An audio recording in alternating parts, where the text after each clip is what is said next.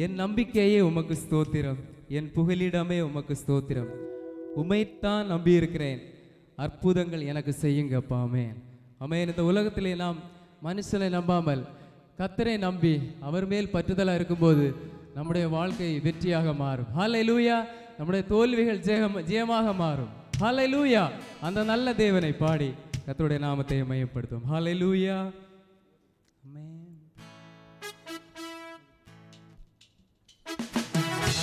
கரங்களை தட்டி ஆமென்.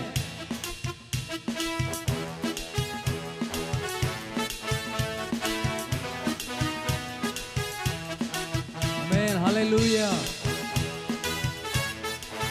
உம்மைத்தான் நம்பி இருக்கிறேன். ஹல்லேலூயா. உம்மையே நம்பி இருக்கிறேன்.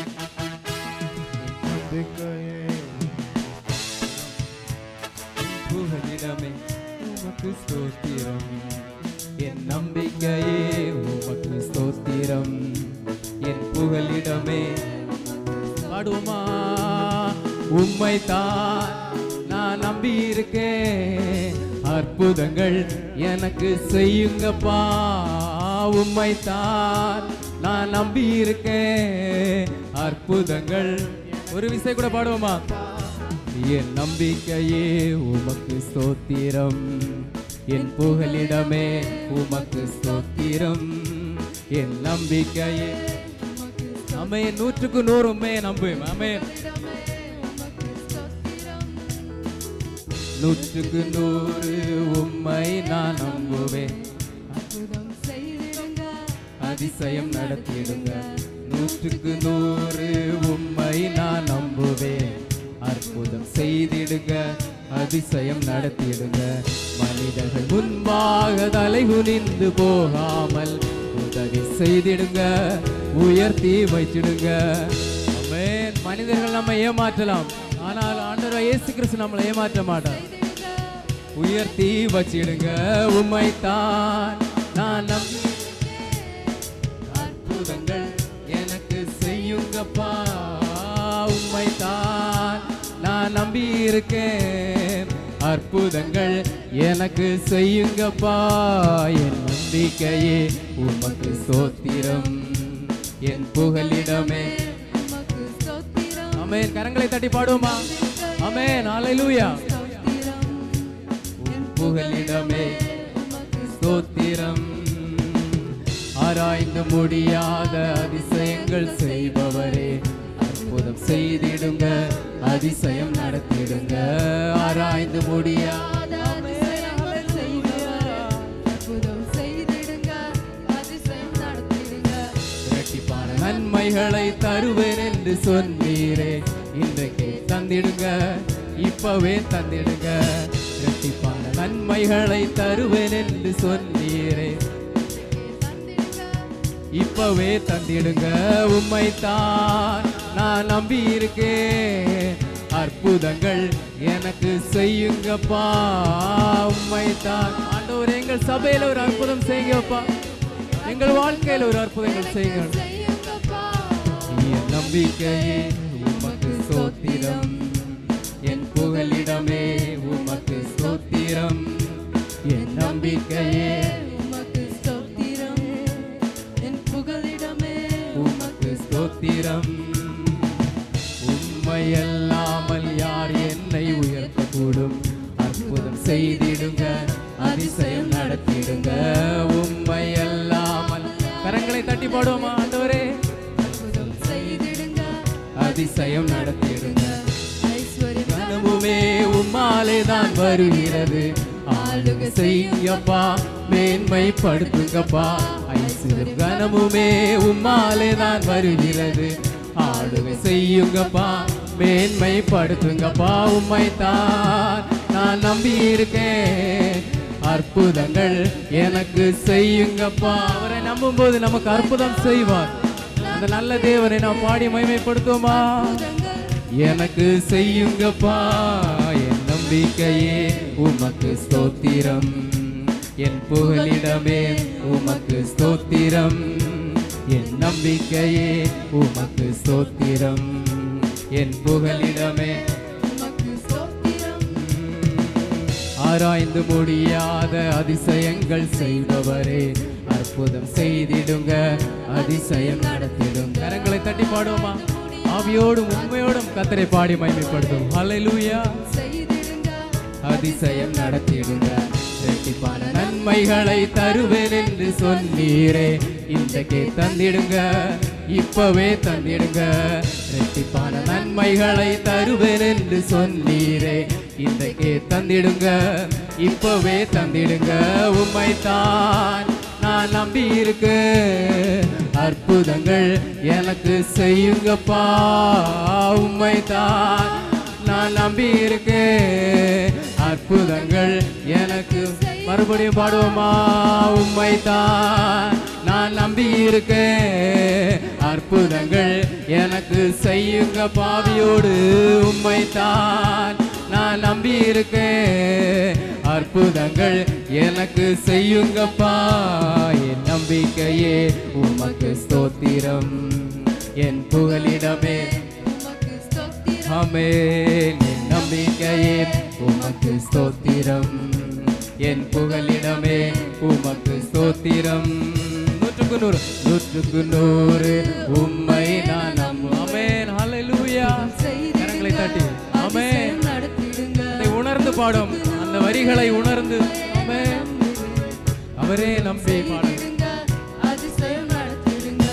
மனிதர்கள் முன்பாக தலை குனிந்து போகாமல் உதவி செய்திடுங்க. மனிதர்கள் நம்ம ஏமாற்றலாம், ஆனால் ஆண்டவர் நம்ம ஏமாற்ற மாட்டார்.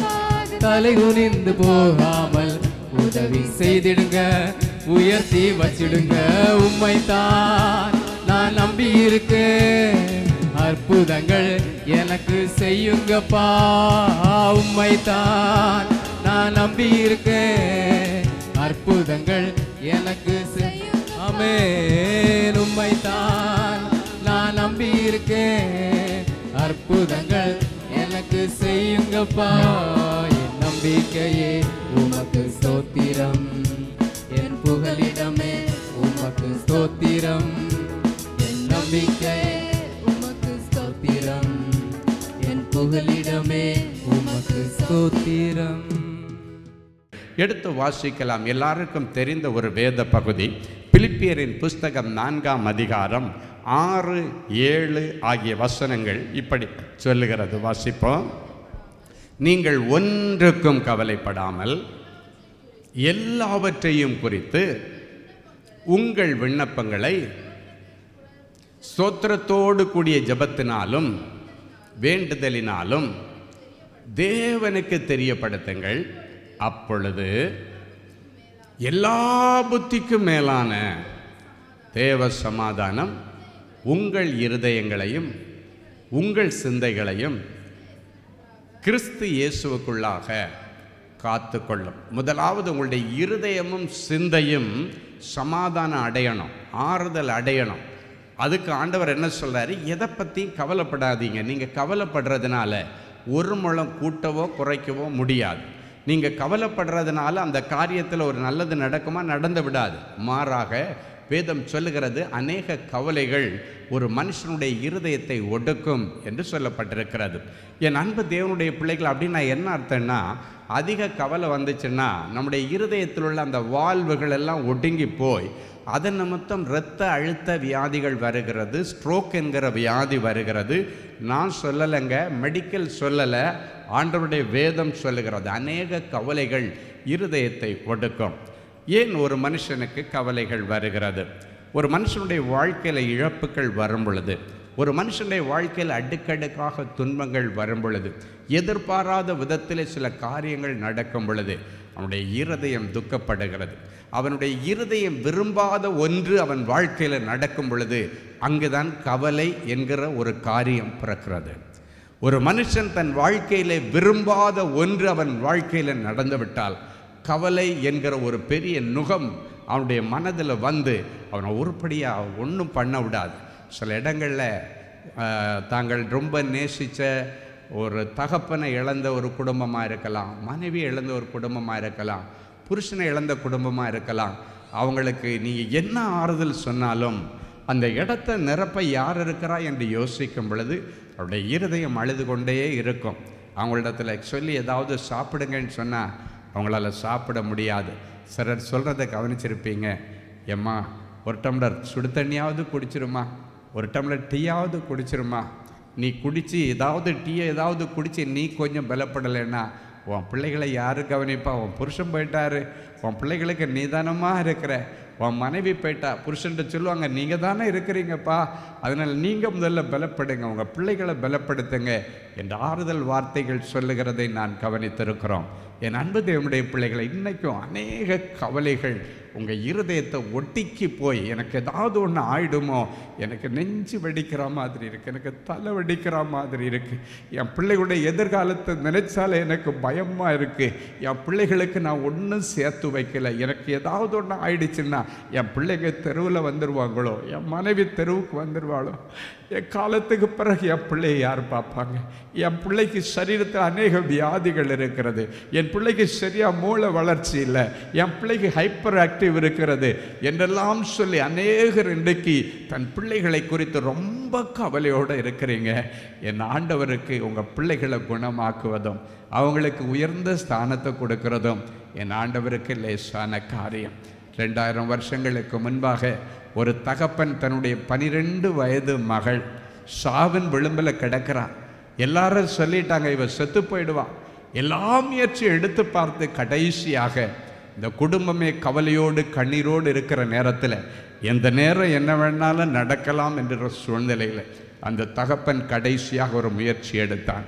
என் ஆண்டவரை நான் தேடி போகிறேன், என் இயேசுவிடத்தில் போய் என் நிலைமையை நான் சொல்ல போகிறேன், கட்டாயம் என் இயேசு என் பிள்ளைக்கு ஒரு அற்புதம் செய்து என் பிள்ளை சாவின் விளிம்பில் கிடக்கிற என் பிள்ளைக்கு உயிர் பிச்சை கொடுத்து அந்த பிள்ளையுடைய எதிர்காலத்தை ஆண்டவர் கண்டிப்பாக கட்டி எழுப்புவார் என்கிற முயற்சியிலே கடைசியாக அந்த தகப்பன் யவீரு என்கிற ஜபாலய தலைவன் இயேசுவிடத்திலே வந்து சொல்கிறார், ஆண்டவரே என்னுடைய குட்டி மகள் வியாதியோடு கிடந்து சாவோடு போராடிட்டு இருக்கிறாள், அவள் மேலே ஒரு மரண சீலை விழுந்திருக்கிறது, அவள் மரித்து போய்விடுவாள் என்று எல்லாரும் சொல்லிவிட்டார்கள், நீர் வந்து என் பிள்ளையை குணமாக்க வேண்டும். இயேசு மனதுருக்கம் உள்ளவர், இயேசுவை தேடி வருகிற பிள்ளைகளை மதிக்கிற ஆண்டவர். அவர் பிகு பண்ண மாட்டார். சரிப்பா இவ்வளோதான் உன் பிரச்சனையா, நான் கூட வர்றேன்னு சொல்லி எழுந்து போனார். ஒருவேளை நீங்களும் இன்றைக்கு அந்த யவீரு என்கிற ஜபாலை தலைவனைப் போல ஏதோ ஒரு காரியத்ததே என்று சொல்லி அவன் உடைந்து போனான். ஆனால் இயேசுவை தேடி வந்த பிள்ளைகளுடைய வாழ்க்கையில் இருக்கிற துர்ச்செய்தியை நற்செய்தியாய் மாற்றுகிறவர் நம்முடைய ஆண்டவர். ஆண்டவர் தட்டி கொடுத்தார். தட்டி கொடுத்துட்டு கவலைப்படாத, உன் பிள்ளை சாகலைன்னு நீ நினச்சிக்கோ, உன் பிள்ளை மறிக்கலை, நீ என் கூட வாமா அப்படின்னு சொல்லிட்டு இயேசு அவளை அழைத்து கொண்டு அந்த பிள்ளையுடைய அந்த பிள்ளையுடைய வீட்டுக்கு போகிறார். தகப்பனும் இயேசுவும் போகிறார்கள். ஒரு கூட்ட ஜனங்கள் கவலையில் அழுது துக்கித்து மார்பையில் அடித்து அழுது கொண்டிருக்கிறார்கள். வேதம் சொல்கிறது அழுது சந்தடி பண்ணி கொண்டிருந்தார் அப்படின்னு அழுது ஆர்ப்பாட்டம் பண்ணி கொண்டிருந்தார்கள். சின்ன பிள்ளை 12 வயசு, எப்படி அதை தாங்க முடியும்? இயேசு அழுது கொண்ட அத்தனை பேரையும் வெளியேற்றிட்டு ஒரே ஒரு வார்த்தை சொன்னார், தலிதா கோமி அப்படின்னா தமிழில் சிறு பெண்ணே எழுந்திருன்னு அர்த்தம். அடுத்த நிமிஷத்தில் செத்துப்போன பிள்ளை உயிரோடு எழும்பி உட்கார்ந்து அந்த பிள்ளைக்கு ஆகாரம் கொடுக்க சொல்லிட்டு இயேசு அந்த இடத்துலேருந்து கடந்து போனார். என் அன்பு தேவனுடைய பிள்ளைகளே, அந்த யவீரு என்கிற ஜபாலய தலைவன் எல்லா முயற்சியும் எடுத்து எல்லாம் கைகூடாத சூழ்நிலையிலே கடைசியாக எடுத்த ஆயுதம் இயேசுவை சந்திக்கிற பொறுப்பு, இயேசுவை சந்திக்கிற ஒரு முயற்சி. இயேசுவை தேடி போனான். அவனுடைய கஷ்டம் தீர்ந்தது, அவனுடைய கவலை போக்கினது, அவனுடைய நிரந்தரமாய் மறக்க முடியாமல் வரவேண்டிய ஒரு பெரிய துக்கம் அவனிடத்திலிருந்து எடுக்கப்பட்டது. ஒருவேளை நீங்களும் அநேக வேதனையோடு கண்ணீரோடு வெளியே பார்க்கறதுக்கு சிரிச்சிட்டு இருந்தால் இருதயத்துக்குள் அழுது கொண்டு, ஆண்டவரே என்னை யார் ஆற்ற முடியும், என்னை யார் தேற்ற முடியும், எனக்கு யார் ஆறுதல் செய்ய முடியும் என்றெல்லாம் கண்ணீரோடு நீங்கள் வந்திருக்கலாம். சகலவித ஆறுதலின் தேவன் இன்றைக்கு உனக்காக இந்த பானகையின் திருச்சபையில் வந்து யவீருவுக்கு அற்புதம் செய்த ஆண்டவன் உனக்கு இன்றைக்கு ஒரு அற்புதம் செய்வார். உன் கண்ணீர் என் ஆண்டவருக்கு தெரியும். உன்னுடைய கண்ணீரை யாரும் மதிக்கிறாங்களோ இல்லையோ, என் இயேசு கண்ணீரை மதிக்கிறவர். இன்றைக்கு அநேகர் கண்ணீர் விடுகிறதை கண்டு கேவலப்படுத்தி இவனுக்கு இதுவும் வேணும், இவளுக்கு இதுவும் வேணும், இதுக்கு மேலே வேணும்னு சொல்லுவாங்க. ஆனால் இயேசு கண்ணீர் வடிக்கிறவர்களை பார்த்து எனக்கு இவளுக்கு இது வேணும், இதுக்கு மேலே வேணும்னு சொல்லுகிறவர்ல. நீ அழும் பொழுது உன்னோடு கூட அழுகிற ஆண்டவரைத்தான் நீ ஆராதிக்கிறாய். மரியாள் அழுகிறதையும் அவளோடு கூட இருந்த யூதர்கள் அழுகிறதையும் கண்டு தன் ஆவியிலே கலங்கி அழுதார் என்று வேதம் சொல்லுகிறார். அந்த ஆண்டவர் உன் கலக்கத்திலே இன்று பங்கெடுக்கிறார். உன் துன்பத்திலே இன்றைக்கு அவர் பங்கெடுக்கிறார். உன்னுடைய அடுக்கடுக்கான சோதனைகள் யோர்தானில் பிரவாகித்து வருகிற வெள்ளத்தை போல அலை மேலே அலை மோதுகிறது மாதிரி உன் மேலே மோதி அடிக்கிறது. எதிர்நீச்சல் போட்டு உன் காலத்தை ஓட்டிகிட்டு இருக்கிற. இல்லை, இதிலேருந்து மீண்டும் நான் வந்துடுவேன்னு சொல்லி ஆண்டவருடைய துணையோடு எதிர்நீச்சல் போட்டு ஒரு அலையை தாண்டி வர்றதுக்குள்ளால இன்னொரு பெரிய அலை வந்துடுது. அந்த அலை வந்து உன் மேலே மோதி அடிக்கிறது. அதை நிமித்தம் மறுபடியும் நீ அதில் உள்ளே போய் தத்தளித்து தடுமாறி மேலே வந்து வெளியே வர்றதுக்குள்ளால ஒரு வழி ஆகிட்டு இருக்கிற. எதிர்நீச்சல் போடுகிற உன் வாழ்க்கையில் இன்றைக்கு ஆண்டவர் ஒரு சாதக காற்றை அனுப்புவார். ஹல்லேலூயா. என் அன்பு தேவனுடைய பிள்ளைகளே, தப்பிச்சு பிழைப்பனோன்னு தெரியாமல் நடுக்கடலில் மீனுடைய வாய்க்குள்ளால் உட்கார்ந்திருந்த யோனாவை ஆண்டவர் கண்ணோக்கி பார்த்தார். அவனுடைய கண்ணீரை கண்டால், அவனுடைய கதறலை கேட்டு ஆண்டவர் அந்த மீனின் வாய்க்கு கட்டளையிட்டார். யோனாவை கொண்டு போய் அப்படியே கரையில் கக்கிட்டு வந்ததுன்னு சொல்லி ஆண்டவர் அந்த மீனின் வாய்க்கு கட்டளையிட்டார். மீனுக்கு கட்டளையிட்டார். அது நேராக வந்து ஃப்ளைட்டில் கொண்டு போய் அப்படியே ஏர்போர்ட்டில் இருந்து அப்படியே வானத்தில் பறந்து வந்து ஏர்போர்ட்டில் ட்ராப் பண்ணுற மாதிரி அது வந்து அவனை ட்ராப் பண்ணி கரையில் விட்டுட்டு அது பாட்டு கிளம்பி போயிடுச்சு. இதெல்லாம் யார் செய்ய முடியும்? நீங்களும் நானும் தேடி வந்திருக்கிற என் இயேசு ஒருவர் தான் செய்ய முடியும். ஹல்லேலூயா. கரை தப்ப முடியாதுன்ற காரியத்தில் தவிச்சிட்டு இருக்கிற தேவனுடைய பிள்ளை, இன்னைக்கு நீ ஏதோ ஒரு மீனின் வயிற்றில் உட்கார்ந்துட்டு கரை சேர முடியாது, இதுக்குள்ளால நான் அழிந்து விடுவேன், இந்த கடனிலிருந்து நான் மீண்டு வர முடியாது, இந்த பிரச்சனையிலிருந்து நான் மீண்டு வர முடியாது என்றெல்லாம் நீ சொல்லி கொண்டிருந்தால், வேதம் சொல்லுகிறது அன்றைக்கு அந்த நடுக்கடலில் தத்தளிச்சிட்டு இருந்த அந்த யோனா அந்த மீனுக்கு வாயில் இருந்துட்டு ஆண்டவரை நோக்கி கூப்பிட்டானா, ஆண்டவரை நோக்கி ஸ்தோத்திரம் செலுத்தினானா. என் அன்பு தேவனுடைய பிள்ளைக்கு அடுத்த நிமிடத்திலே அவனை கொண்டு வந்து கரை சேர்த்த ஆண்டவர் இன்றைக்கு எதில் எல்லாம் கரை சேர முடியலேன்னு நீங்கள் சொல்லிட்டு இருக்கிறீங்களோ அந்த காரியங்களில் கர்த்தர் இன்றைக்கு உங்களை கரை சேர்ப்பார். சில மாதங்களுக்கு முன்பாக ஒரு தாயும் தகப்பனும் கண்ணீரோடு வந்து அழுதுட்டு ஒரு காரியம் சொன்னாங்க. ஐயா, நாங்கள் பார்த்து பார்த்து வாங்கின ஒரு இடம், அது வீடு கட்டி கட்டி வருஷக்கணக்கு ஆனதுனால அந்த ரோட்டுக்கு கீழே போயிடுச்சு, ரொம்ப பள்ளத்தில் போயிடுச்சு. ஒரு சின்ன மழை அடித்தாலும் வீட்டுக்குள்ளால் தண்ணி வந்துடுதுன்னு சொல்லிட்டு அதுக்காக நாங்கள் எப்படியாவது இந்த இடத்துல ஒரு பெரிய அப்பார்ட்மெண்ட்டு கட்டி பாதியை கட்டுற பில்டருக்கும் பாதியை நம்ம எடுத்துகிட்டு ஒரு வீட்டில் உட்காந்துட்டு 2-3 வீடை வாடகைக்கு விட்டுட்டு பிள்ளைகளுடைய லைஃப்பை நல்லபடியாக செட்டில் ஆகலான்னு 1000 கனவுகளோடு கூட இருந்தோம். அதன் பிறகு அந்த டாக்குமெண்ட்டை கொண்டு போய் சில வருடங்களுக்கு முன்பாக ஒரு நல்ல பில்டர்னு நினச்சி அவங்ககிட்ட கொடுத்து அக்ரிமெண்டெல்லாம் போட்டுட்டோம். என் 1.5 வருஷத்தில் எல்லா வேலையும் முடிச்சுட்டு உங்களுக்கு இத்தனை ஃப்ளாட்டு வந்துடும், மீதி எனக்கு இத்தனை ஃப்ளாட்டு 50% என்று சொல்லி அந்த ஜாயின்ட் வெஞ்சர் அக்ரிமெண்டெல்லாம் போட்டாங்க. நாங்களும் கனவு கண்டுக்கிட்டே இருந்தோம். ஒரு சின்ன வேலை கூட இத்தனை வருஷம் ஆகி அவர் தொடங்கலை. டாக்குமெண்ட்டை கேட்டால் டாக்குமெண்ட்டை திருப்பி தரமாட்டேன்றார். ஜாயின்ட் வெஞ்சருக்காக அக்ரிமெண்டெல்லாம் போட்டு கொடுத்தேன், மீண்டும் வெளியே வரவும் முடியலை. அதை நாங்கள் எடுத்து கட்டவும் முடியாமல் நடுக்கடலில் தத்தளிக்கிற ஒரு படகுல இருக்கிற ஒரு மீனவனை போல நாங்கள் தத்தளிச்சிட்டு இருக்கிறோம். எங்கள் கனவுகள் எல்லாம் இடிக்கப்பட்டாகிவிட்டது. இருந்த பழைய வீட்டையும் இடித்து அவன் கையில் கொடுத்தோம். வாடகை வீட்டில் உட்கார்ந்துருக்கிறோம், வாடகை கொடுக்க கஷ்டப்படுறோம். என்ன செய்தாலும் நீ யார் வேணாலும் பாரு, உன்னால் முடிஞ்சதை பாரு, நான் கட்ட முடியும் போது என்னால் முடியும் போது தான் கட்டுவேன்னு கங்கணம் கட்டிட்டு நிற்கிறான். அவனுக்கு எதிர்த்து நிற்க முடியலை, கெட்ட வார்த்தையாக பேசுகிறான்.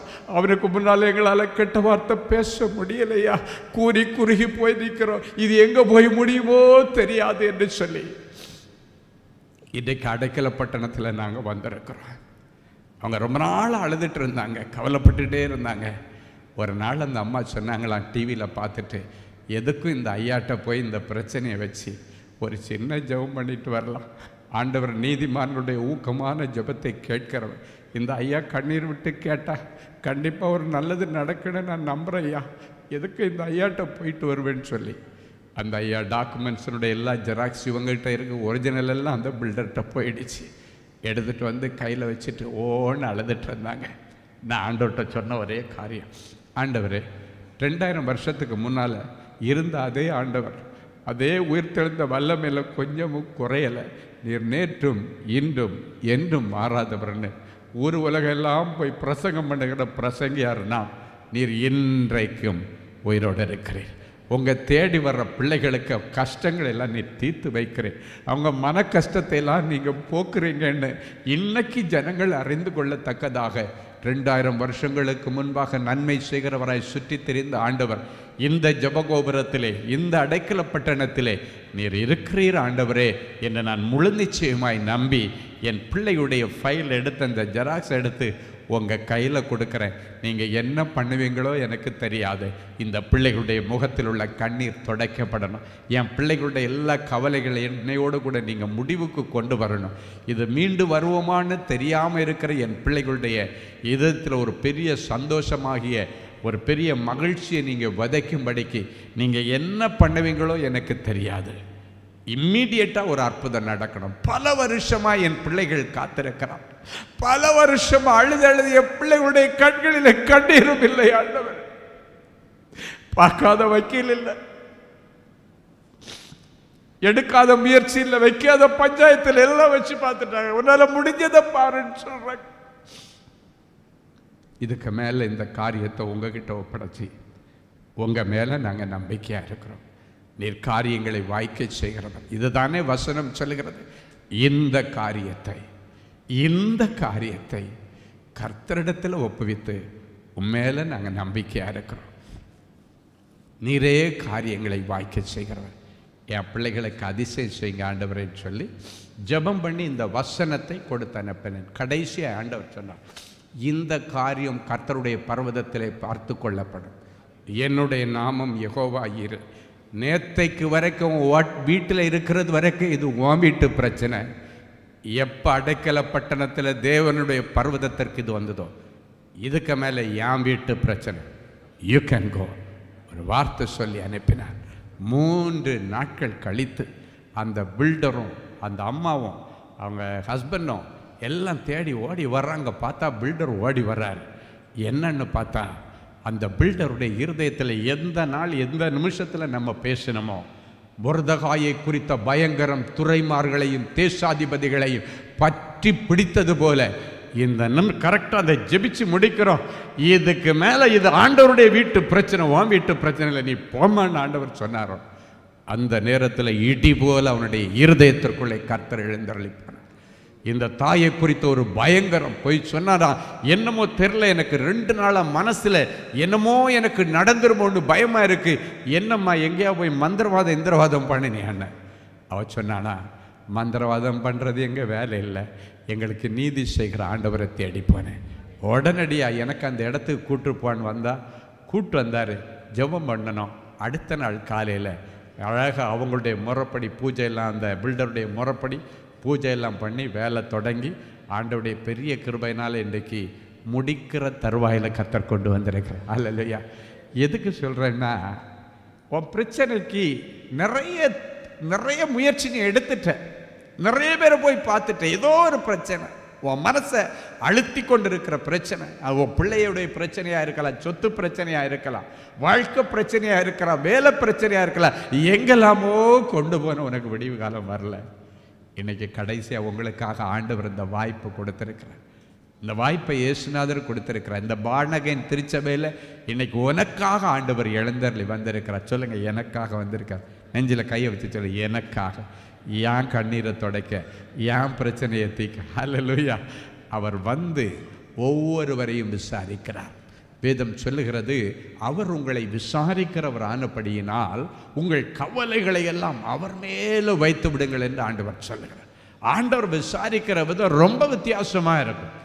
அவர் விசாரிக்கும் பொழுது ஏதோ ஒருத்தருக்கு 2 பேருக்கு செய்துட்டு மீதி உள்ளவங்களை விட்டுட்டு போக மாட்டார். யாரெல்லாம் விசாரிக்கிறார் அத்தனை பேருக்கும் இம்மீடியட்டாக அந்த இடத்துல தீர்வு கொடுக்கிற ஆண்டவர் இன்றைக்கு உங்கள் முன்னால் நின்று கொண்டு பேசி கொண்டு இருக்கிறார்.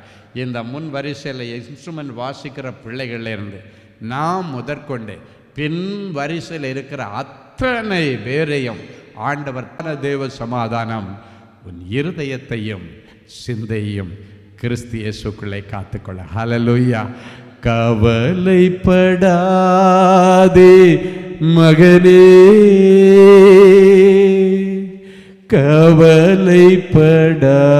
கவலைப்படாதே, கவலைப்படாதே மகளே,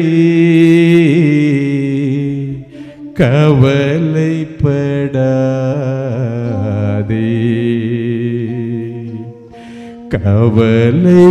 கவலைப்படாதே மகனே,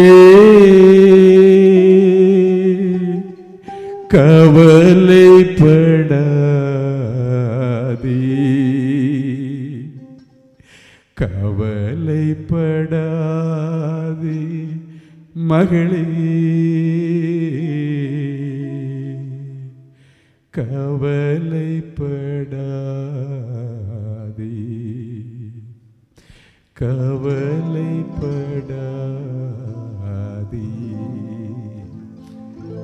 ஆமாப்பா, இந்த நாளில் என்ன மன அழுத்தம், என்ன மனக்கவலை, என்ன சோதனையோடு என் பிள்ளைகள் வந்திருந்தார். என் பிள்ளைகள் எல்லாருடைய முகத்தில் உள்ள கண்ணீரை துடைத்து உடைய நிந்தை இந்த பூமியில இராதபடிக்கு முற்றிலும் அற்றுப்போகும்படி பண்ணி என் பிள்ளைகளுக்கு நீர் இரக்கம் செய்ததற்காய் உமக்கு கோடி நன்றி பலிகளை நாங்கள் காணிக்கையாக சமர்ப்பிக்கிறோம். என் பிள்ளைகளுடைய எல்லா துக்கங்களையும் சந்தோஷமாய் மாற்றும் இயேசுவின் மூலம் பிதாவே, ஆமேன். உங்கள் துக்கம் சந்தோஷமாய் மாறும், உங்கள் கவலைகள் கண்ணீர் எல்லாம் மறை. கரங்களை தட்டி. உங்கள் துக்கம் சந்தோஷமாய் மாறும், உங்கள் கவலைகள் கண்ணீர் எல்லாம் மறைந்துவிடும். கலங்கிடவே மகனே, கலங்காதே மக, எல்லாம் நம்பிக்கணும். கலங்காதே மகனே, கலங்காதே மகளே, உன் இயேசு கைவிட மாட்டார், நம் இயேசு கைவிட மாட்டார். பிராணிக்கு மேலாக சோதிக்கப்பட ஒரு நாளும் விட நம்பிக்கணும்.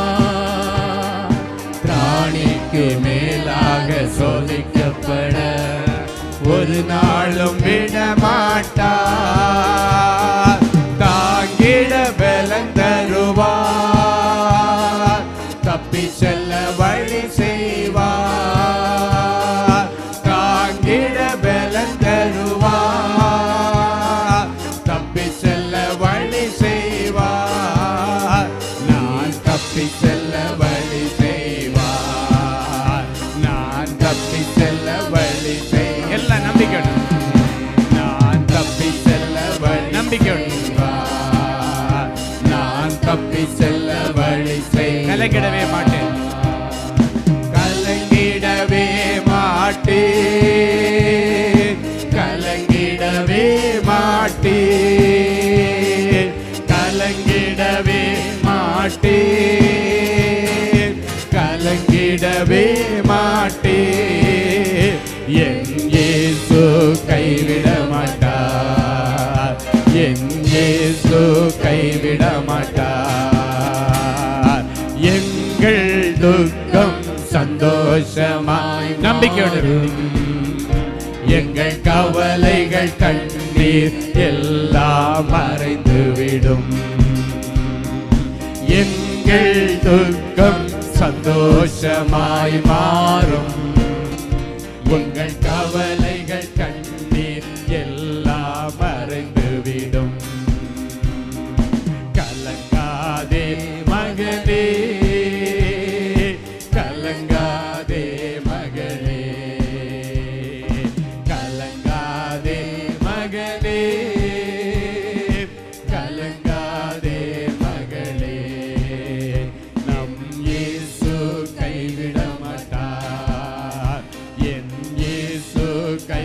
நம்பிக்கையோடு என் இயேசு கைவிட மாட்டார்.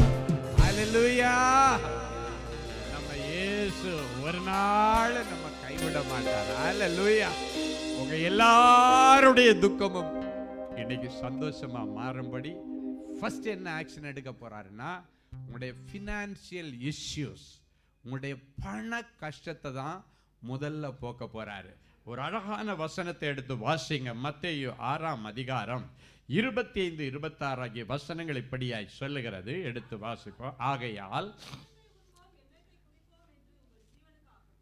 எண்ணத்தை உண்போம் எண்ணத்தை குடிப்போம் என்று உங்கள் ஜீவனுக்காக மைக்க குடும்பங்களே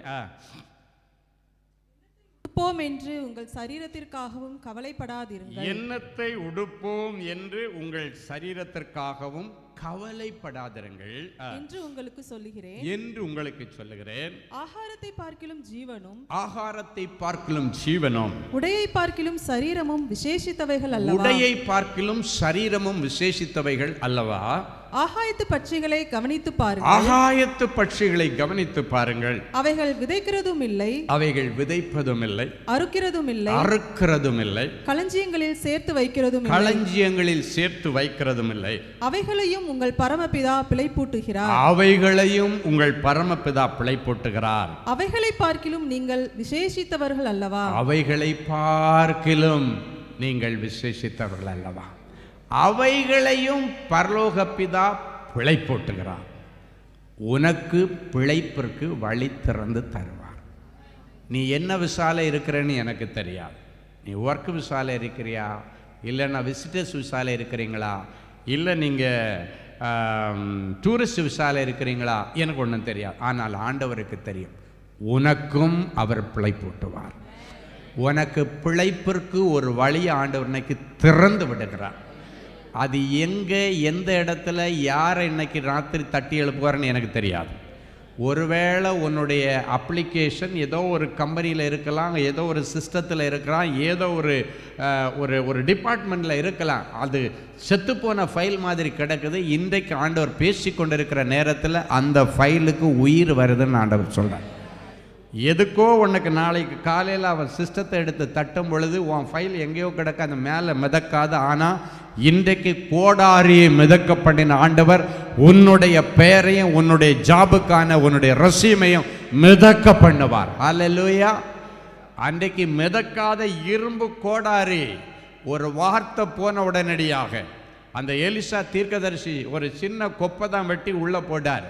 அடுத்த நிமிஷத்தில் பிரவாகித்து வருகிற யோர்தான் நதியில் உள்ளுக்குள்ளால போய் எந்த இடத்துல விழுந்துனே தெரியாத அந்த கோடாரி தண்ணீரில் மிதக்குன்னா உன் ஃபைலு மிதக்குமா மிதக்காதா? அதை மிதக்க பண்ணுகிற ஆண்டவர், அந்த அதிகாரியுடைய கண்களுக்கு நேராக கொண்டு வருகிற ஆண்டவர். உன்னை பிழைப்பூட்டுவது அதிக நிச்சயம். உன் மூலமாய் உன் குடும்பத்தை பிழைப்பூட்டுவது அதிக நிச்சயம். இன்னைக்கு நீ ஒன்றும் இல்லாமல் இங்கே இருக்கலாம். இன்னைக்கு நீ உன்னுடைய அன்றாட தேவைகளை சந்திக்க கஷ்டப்பட்டுட்டு இருக்கலாம். ஒருவேளை உன்னுடைய பல லட்சம் பணம் செலவு பண்ணி நீ விசாவுக்கு பணம் கொடுத்து இங்கே வந்திருக்கலாம். அந்த கடனை கூட இன்னும் தீர்க்க முடியலை. என் மனைவியுடைய நகையெல்லாம் உள்ளே போயிடுச்சு, எங்கள் அக்கா தங்கச்சி நகையெல்லாம் உள்ளே வாங்கி வச்சுட்டேன், இன்னும் கடனை அடைக்க முடியலை. நீ கண்ணீரோடு வந்திருந்தீங்கன்னா அந்த கடனை அடைக்கிறது மாத்திரமல்ல, பல வீடு வாசல்கள், தோட்டம் துறவுகள், வாகனங்கள், நகை, உனக்கு என்ன வேணுமோ எல்லாத்தையும் சம்பாதிக்கிற ஒரு பெரிய வேலையை கர்த்தர் உனக்கு கொடுத்து உன்னை பிழைப்பூட்டுவார். அவைகளுக்கு பிழைப்பூட்டுவது அதிக நிச்சயமானால் அதை விட அதிக நிச்சயம் ஆண்டவர் உனக்கு பிழைப்பிற்கு வழி திறந்து தருவார். முதல்ல அதை தான் இன்னைக்கு ஆண்டவர் சொல்றார். இன்னைக்கு நிறைய பேருக்கு கண்ணீருக்கு பின்னணியில் பார்த்தாச்சுன்னா அப்படியே கடன்களும், அவர்கள் படுகிற வேதனைகளும், அவர்கள் வேலை இல்லாததுனால அநியாயமாக அடுத்தவர்களால் காயப்படுத்தப்படுகிறதும் தான் இன்றைக்கு அநேக பிள்ளைகளுடைய கவலையாக இருக்குமே. ஆனால் இன்னைக்கு ஆண்டவர் வழி தரப்பார். யார்கிட்டையோ போயிட்டு கொஞ்சம் கை தூக்கி விடுப்பா, நீ தான் உனக்கு நிறைய பேரை தெரியுமே, உனக்கு நிறைய அதிகாரிகளை தெரியுமே, உனக்கு நிறைய கம்பெனி வச்சிருக்கிற நிறைய அரபிஸு தெரியுமே, எனக்கு கொஞ்சம் கை தூக்கி விடுப்பா, எனக்கு ஏதாவது சொல்லி விடுப்பா, கை காமிச்சு விடுப்பான்னு சொல்லி கூட உன்னை பார்த்து நீ பேசும் பொழுது, நீ இப்படி கெஞ்சும் பொழுது உன்னை அற்பமாக பார்த்துட்டு இருக்கிறவங்க முன்னாடி இனி வருகிற நாட்களில் அவங்கள விட பல மடங்கு அதிகமான ஒரு இடத்துல கர்த்தர் ஒன்றை வைக்க போகிறார். ஹல்லேலூயா. அவர் சிறியவனை புழுதியிலிருந்து எடுத்து எளியவனை குப்பை மேட்டிலிருந்து உயர்த்தி ராஜாக்களோடும் பிரபுக்களோடும் உட்கார வைத்து அழகு பார்க்கிற ஆண்டவர் இன்னைக்கு உன் மேல ஒரு ராஜரீக அபிஷேகத்தை ஆண்டவர் போட்டுட்டார். ஒரு ராஜரீக மேன்மை ஆண்டவர் இன்னைக்கு உன் மேல போட்டுட்டார். இனி நீ அழுது கொண்டிருக்க போவதில்லை, இனி எனக்கு வேலை இல்லைன்னு நீ சொல்லி கொண்டிருக்க போவதில்லை. கர்த்தர் இன்னைக்கு உனக்கு பிழை பூட்டுவது அதிக நிச்சயம், உனக்கு நல்ல வருமானத்திற்கு வழி திறப்பது அதிக நிச்சயம். என் அன்பு தேவனுடைய பிள்ளைகளே, ஒருவேளை ஒரு குறிப்பிட்ட வேலையில் நீ போய் உட்கார்ந்து இருக்கிற, அந்த வேலையை எப்படியோ உன்னை நம்பி கொடுத்துட்டாங்க. இப்போ இது எனக்கு இந்த வேலையே தெரியாத, இந்த வேலை தெரியாமல் நான் எப்படி பெர்ஃபார்ம் பண்ண போகிறேன், திடீர்னு என்னை வேலையை விட்டு எடுத்துருவாங்களோ, நீ சரியாக பெர்ஃபார்ம் பண்ணலைன்னு எடுத்துருவாங்களோ, ஒன்றும் கவலைப்படாத. இப்போ நீ இருக்கிற இடத்துல அதை குறித்து ஒரு தெளிவான நாலேஜை கர்த்தர் உனக்குள்ளே வைப்பார். ஹல்லேலூயா. நீ எப்படி எதையோ டவுன்லோடு பண்ணுறான் மனுஷன், கண்டுபிடிச்ச மொபைலில் எதையோ டவுன்லோட் பண்ணுறான்னா அந்த மனுஷனை உண்டாக்கின ஆண்டவர் அந்த குறிப்பிட்ட ஃபீல்டை குறித்து உனக்கு ஒரு டவுன்லோடு கொடுக்க மாட்டாரா? அதை குறித்து ஒரு அறிவை உனக்கு டவுன்லோட் பண்ணி விட மாட்டாரா? அது கொடுக்கிறது என் ஆண்டவருக்கு லேசான காரியம். ஹல்லேலூயா. என் அன்பு தேவனுடைய பிள்ளைகளை, ஒவ்வொருவருக்கும் வழி பிறக்கும் என்று ஆண்டவர் சொல்கிறார். வழி திறக்கிறது. உனக்கு கொஞ்சம் பலன் இருந்தும் என் நாமத்தை மறுதலியாமல், என் அழைப்பை மறுதலியாமல், நான் கூப்பிட்டதை நீ மறுக்காம, உனக்கு இருக்கிற கொஞ்சம் பலத்தில் நீ வந்திருக்கிறபடியினாலே நீ என்ன மதிச்சு வந்திருக்கிற, என்னுடைய அழைப்பை மதிச்சு வந்திருக்கிற ஆண்டவர் சொல்கிறார். எனவே இதோ உனக்கு முன்பாக திறந்த வாசலை நான் வைக்கிறேன், அதை இனி ஒருவனும் மூட முடியாது. பாதாளத்தின் திறவுகோல்களோ மாந்திரிக வல்லமைகளோ உனக்கு விரோதமாய் செய்யப்பட்ட செய்வினைகளோ எதுவும் உன்னை நெருங்காதபடிக்கு என் ஆண்டவர் இன்றைக்கு உனக்கு ஒரு அற்புதம் செய்வார். ஹல்லேலூயா. என்னிடத்தில் 5 அப்பந்தான் இருக்கு, ஆனால் 5 லட்சம் எனக்கு தேவை இருக்குதுன்னு நீ சொல்லலாம். என்கிட்ட வெறும் 2000 ரூபாய் தான் இருக்கு, ஆனால் எனக்கு நாளைக்கு 2 லட்சம் தேவைப்படுது, நாளைக்கு 20 லட்சம் தேவைப்படுது. எப்படி நாளைக்குள்ள காரியத்தை கழிப்பனோ, எப்படி நாளைக்குள்ள தேவைகளை நான் சந்திக்க போறேனோ என்றெல்லாம் உன்னுடைய இருதயம் அநேக காரியங்களை ஆலோசித்து கொண்டிருக்கிற நேரத்தில் என் இயேசு சொல்கிறார், நீ ஆலோசிச்சுட்டு இருக்கிற, நான் பிளானே பண்ணிட்டேன் ஆண்டவர் சொல்லுகிறார். நான் திட்டம் பண்ணினேன், செய்து முடிப்பேன் என்று சொல்லுகிறார். வேதம் சொல்லுகிறது, நான் சொன்னேன் நிறைவேற்றுவேன், திட்டம் பண்ணினேன் செய்து முடிப்பேன் என்று சொல்லுகிறார். நீ இப்ப எப்படி நடக்கன்னு யோசிக்கிற, ஆண்டவர் செய்து முடிக்கிறதற்கு அதிகாரிகளுடைய இருதயத்தை திருப்பி விட்டார், மனுஷருடைய இருதயத்தை திருப்பி விட்டாரு. ஆண்டவர் ஏதோ ஒரு காரியத்தை செய்ய போறார். யாரோருடைய இருதயத்தில் ஆண்டவர் இன்னைக்கு கொடையிறார், அவங்க இருதயத்தை கொடையிறாரு. உனக்கு விரோதமாக இருந்த, உனக்கு விரோதமாக உனக்கு வர வேண்டிய அந்த காரியத்தை, ஆசீர்வாதத்தை தடை பண்ணிட்டு இருக்கிற ஒருவனுடைய இருதயத்தை போட்டு கொடையிறார் ஆண்டவர். ஒருவேளை அவனுடைய பணம் செல்வம் யாரோ ஒரு மனுஷனிடத்தில் இருந்திருந்தா இன்னைக்கு ராத்திரி அவனை தூங்க விட மாட்டார். அவனுடைய இருதயத்தில் ஆண்டவர் இன்றைக்கு தட்டி எழுப்புவார். ஹல்லேலூயா. அவர் 5 அப்பம் 2 மீனை கொண்டு 5000 பேருக்கு போசிக்க கொடுத்து 12 கூட நிறைய மிச்சம் எடுத்தவர். ஏன் 12 கூட தெரியுமா? அதில் சந்தேகப்பட்டவங்க 12 பேர் இருந்தார். இவ்வளோ பெரிய கூட்டம் இருக்கு, இவ்வளோ பேருக்கு எங்கே போய் ஆகாரத்தை வாங்குறது? நம்ம இருக்கிறது வனாந்தரமான இடம். சிட்டியில் போய் யார் இது? இவங்களுக்கெல்லாம் இந்த 5000 புருஷர்கள் மட்டும்னா எல்லாம் சேர்த்தா 10-15,000 பேர் இருப்பாங்க. அத்தனை பேருக்கு யார் சாப்பாடு போடுவா? சந்தேகப்பட்ட 12 பேருக்கு சந்தேகத்தை பூர்த்தி செய்கிற விதத்தில் ஆளுக்கு ஒரு கூடையை நீ சுமந்துட்டு போன கொடுத்த ஆண்டவர் இன்றைக்கு உங்க ஒவ்வொருடைய தலை மேல சில ஆசீர்வாத கூடைகளை வைத்து அனுப்புகிறார். உனக்கு தேவையான ஆசீர்வாத கூடைகள், அவைகள் மிச்சமெடுக்கிற கூடைகள். எதை அவர்கள் கூடையிலே சுமந்தார்கள்? எல்லாம் சாப்பிட்டு மிச்சம் எடுத்தவைகளை மீதமெடுத்தவைகளை இதுவரைக்கும் என்னால் மிச்சம் பிடிக்க முடியலை, சேவிக்க முடியலை, பொத்தல் பையில போடப்பட்ட நாணயங்கள் மாதிரி வர்றதும் தெரியல போறதும் தெரியல என்று கண்ணீரோடு நீ வந்திருப்பியன்னா இன்னைக்கு அந்த பொத்தல்களை எல்லாம் இன்னைக்கு ஆண்டவர் மூடுறாரு. உங்கள்கிட்ட பேசிட்டு இருக்கும் பொழுது பொத்தல்களை எல்லாம் மூடுறாரு. மருத்துவ செலவு, வட்டி செலவு, ரிப்பேர், அது இது, இழப்பு, நஷ்டம், திருட்டு, ஏமாற்றம் என்று நிறைய ரூட்ல உன்னுடைய செல்வங்கள் போய்கொண்டிருக்கிறது. அத்தனை ஓட்டைகளை இன்னைக்கு ஆண்டவர் மூடுகிறார். மூடி இனி உன் பாத்திரம் நிரம்பி நிரம்பி நிரம்பி வழியும்படி கர்த்தர் உதவி செய்வார். ஹல்லேலூயா. என் அன்பு தேவனுடைய பிள்ளைகளே, அதற்காக இன்றைக்கு நீ விசுவாசித்தால் தேவனுடைய மகிமையை காண்பாய் ஆண்டவர் சொல்றார். உங்க பாத்திரம் நிரம்பி வழியும். நேற்றைக்கு வரைக்கும் வீட்டில் 10 பைசா வைக்க முடியல, தங்கலை, நிக்கலை. ஆனால் ஆண்டவர் சொல்றாரு, இன்னைக்கு போ, உங்ககிட்ட இருக்கிற 5 ரூபா இருக்கா, 5 திராம்ஸ் இருக்கா, உங்ககிட்ட 10 திராம்ஸ் இருக்கா, அதை எடுத்துக்கிட்டு போ. ஆண்டவர் உன்னை பெரிய ஜாதி ஆக்குவார். அதை பல மடங்காக ஆண்டவர் உயர்த்துவார். ஹல்லேலூயா. என் அன்பு தேவனுடைய பிள்ளைகளை, ஏதோ ஒருடைய பிழைப்பிற்கு வழி, வருமானத்திற்கு வழி, உன்னுடைய ஃபினான்ஷியல் கிரைசிஸ் எல்லாத்தையும் மாற்றி இனி நீ யார்கிட்டையும் போய் கையேந்தி நகை அடமானத்துக்கு கேட்கவோ, உன் ப்ராப்பர்ட்டி அடமானம் வச்சு தான் நான் இந்த காரியத்தை என் பிஸ்னஸ் பண்ண, யார்கிட்டையும் போக வேண்டாம். நீங்கள் ஆண்டவரிடத்தில் கை கூப்பி சொல்லுங்க பார்க்கலாம். அப்படியே கை கூப்புங்க பார்க்கலாம். ஆண்டவரிடத்தில் கை கூப்பி, ஆண்டவரே நான் உங்களை நம்பி வந்திருக்கிறேன் சொல்லுங்க பார்க்கலாம். ஆண்டவரே நான் உங்களை நம்பி வந்திருக்கிறேன் சொல்லுங்க. உங்களை நம்பி வந்திருக்கிற ஆண்டவர். ஆண்டவருக்கு முன்னால் கை கூப்பி நான் உங்களை நம்பி இருக்கிற ஆண்டவரேன்னு சொன்ன உடனே இனி யார்கிட்டையும் ஆண்டவர் கையேந்த விட மாட்டார். ஹல்லேலூயா. நம்பி வந்தேனே செய்யானா, நம்பி வந்தேனே,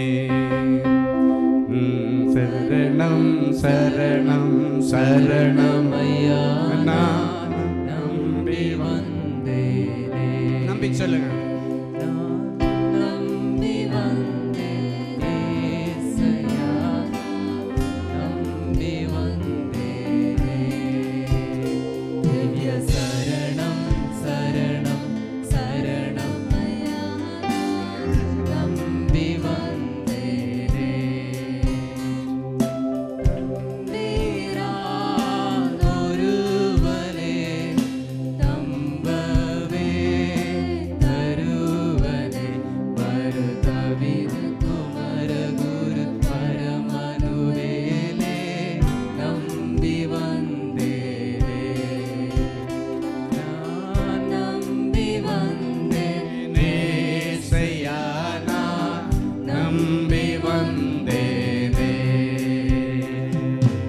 ஹல்லேலூயா. வேதம் சொல்லுகிறது, ஆண்டவரை நம்புகிற பிள்ளைகள் ஒரு நாளும் வெட்கப்பட்டு போவதில்லையா. நீ நம்பினா தேவ மகிமையை காண்பாய். உன்னுடைய கடன் அடைக்கப்படுறது யார் கையில் இருக்குன்னா உன் கையில் தான் இருக்கு. இன்னைக்கு ஆண்டவரை நம்புங்க. ஆண்டவரை என் கடன் லிஸ்ட்டை உங்ககிட்ட ஒப்படைச்சாச்சு. இன்னைக்கு லிஸ்ட்டு போட்டு ஆண்டவரிடத்தில் சொல்லிட்டு போங்க. ஒவ்வொன்றா ஆண்டவர் டிக் அடிப்பார். பல ரூபத்தில் அந்த கடன்கள் அடையும். மனுஷர் கண்களில் தயவு என்கிற ரூபத்தில், எப்பா நீ ரொம்ப வருஷமாக வட்டி கட்டிகிட்டு இருக்க, வட்டி வேணாம்ப்பா, அசலை மட்டும் கட்டி கொஞ்சம் கொஞ்சமாக கிளியர் பண்ணியிருப்பா. இல்லைன்னா நீ ரொம்ப வட்டி கட்டியிருப்ப, அதனால் அசலே வேண்டாம் விட்டுருப்பா, நீ எனக்கு பணம் தர வேண்டாம். இல்லை, மதகுகளை திறந்து ஒன்று ஆசீர்வதிச்சு, நீ என்ன வட்டி கேட்டாலும் வட்டியை முதல்ல இந்த வச்சுக்கான்னு தூக்கி எறிய கர்த்தர் இன்னைக்கு உனக்கு ஒரு வழி திறப்பார். ஹல்லேலூயா. அவர் ஒன்றுமில்லாத அவாந்தர வழிகளிலே நீரூற்றை ஏற்படுத்துகிற ஆண்டவர். ஆமேன். ஒரு முறை சாம் டேவிட்னு ஒரு தம்பி எங்கள் அன்பரின் பாதத்தில் மீட்டிங்கில் முன் வரிசையில் உட்காந்துருப்பான். அவன் ஸ்கூல் படிக்கும்போது, காலேஜ் படிக்கும்போதுலேருந்து எனக்கு தெரியும். முன் வரிசையில் அவனும் அவங்க அம்மாவும் அப்பாவும் அப்படியே வந்து உட்காந்துருவாங்க. அழகாக உட்காந்து ஆண்டவருடைய வார்த்தைகளை கேட்குறான். அவன் முகம் எனக்கு ரொம்ப பரிச்சயம். ஏன்னா ஃப்ரண்ட் ரோவில் தான் இருப்பான் எல்லா மாதம் மீட்டிங் வந்தாச்சுன்னா. அப்போ அவன் கல்லூரி படிப்பெல்லாம் முடிஞ்சிச்சு. ஒரு முறை ஆண்டவர் ஜெபிக்க வரும் பொழுது ஆண்டவர் சொன்னார், உன்னை தேசங்களுக்கு கொண்டு போய் உன் பெயரை பெருமைப்படுத்துவேன். பார்த்தா அவ்வளோ சீக்கிரம் அப்படியெல்லாம் ஆன்சைட் ஈஸியெல்லாம் கொடுக்க மாட்டாங்க. அவ்வளோ வேலையில் சேர்ந்து கொஞ்ச நாளில் இவனுக்கு வந்து பெல்ஜியத்தில் ஒரு ஆன்சைட் ப்ராஜெக்ட் கிடச்சி பெல்ஜியத்துக்கு போயிட்டான். போயிட்டு நல்ல ஒரு ஜாபில், கான்ட்ராக்ட் ஜாப் உங்களுக்கு தெரியும், எப்போவுமே நீங்கள் இருந்து ஆன்சைட் அனுப்பும் பொழுது தான் அதெல்லாம் பெர்மனெண்ட்டாக இருக்காது. அந்த ப்ராஜெக்ட் முடிகிறது வரைக்கும் வச்சுருப்பாங்க. அதுக்கப்புறம் வேறு ப்ராஜெக்ட் வந்தால் சரியில்லைன்னா ஊருக்கு அனுப்பிடுவோம். இவன் போனான். ஆண்டவர் மேலே அவனுக்கு ஒரு நல்ல நம்பிக்கை இருந்தது. அந்த நம்பிக்கையில் என்ன பண்ணிட்டான், கடற்கடன்னு வீடெல்லாம் வாங்கி ஊரில் ஒரு இடத்த வாங்கி இண்டிபெண்ட் ஹவுஸ் கட்ட ஆரம்பிச்சிட்டான். கட்டி தடப்படலாம் ஏன்னா நல்ல சம்பளம். அந்த சம்பளத்தை வாங்கி முதல்ல ஒரு லேண்டு வாங்குறேன். சென்னையில் லேண்டு வாங்கி ஃப்ளாட்டு கூட வாங்கிடலாம். இடம் வாங்கி வீடு கட்டுறதுன்றது ரொம்ப கஷ்டம். அவன் இடத்த வாங்கி அவங்க அப்பா அம்மாவுக்கு பணத்தை அனுப்பி இடம் வாங்கி வீடெல்லாம் கட்ட ஆரம்பித்து வீடு கிட்டத்தட்ட ஒரு முடிகிற ஸ்டேஜ். பூசியெல்லாம் முடிஞ்சாச்சு. நீ இன்டீரியர் கொஞ்சம் அந்த டாய்லெட் அந்த காரியங்கள் எல்லாம் தான் என்னை ஃபிக்ஸ் பண்ண வேண்டியது இருக்குது.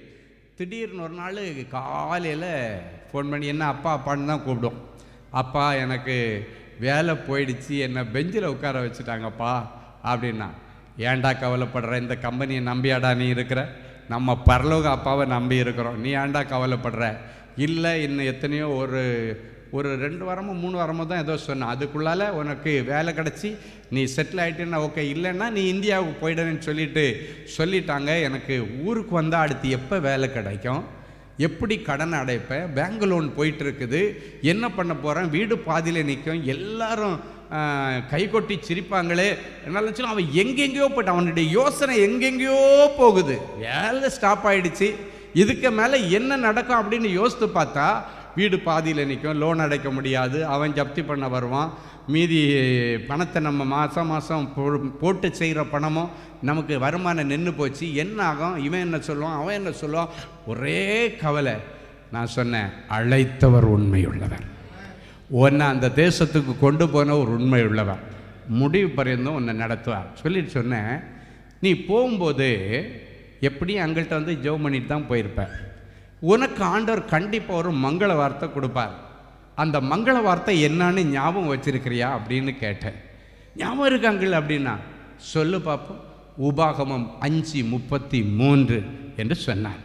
அதை வாசித்தா என்ன இருக்குன்னா, நீ சுதந்திரிக்க போகிற தேசத்திலே அப்படின்னா இப்போ உன்னை நான் கொண்டு போகிறேன் பார், அந்த தேசத்திலே பிழைத்து சுகித்து நீடித்து நிலை நிற்பான். இதுதான் அந்த வசனம்.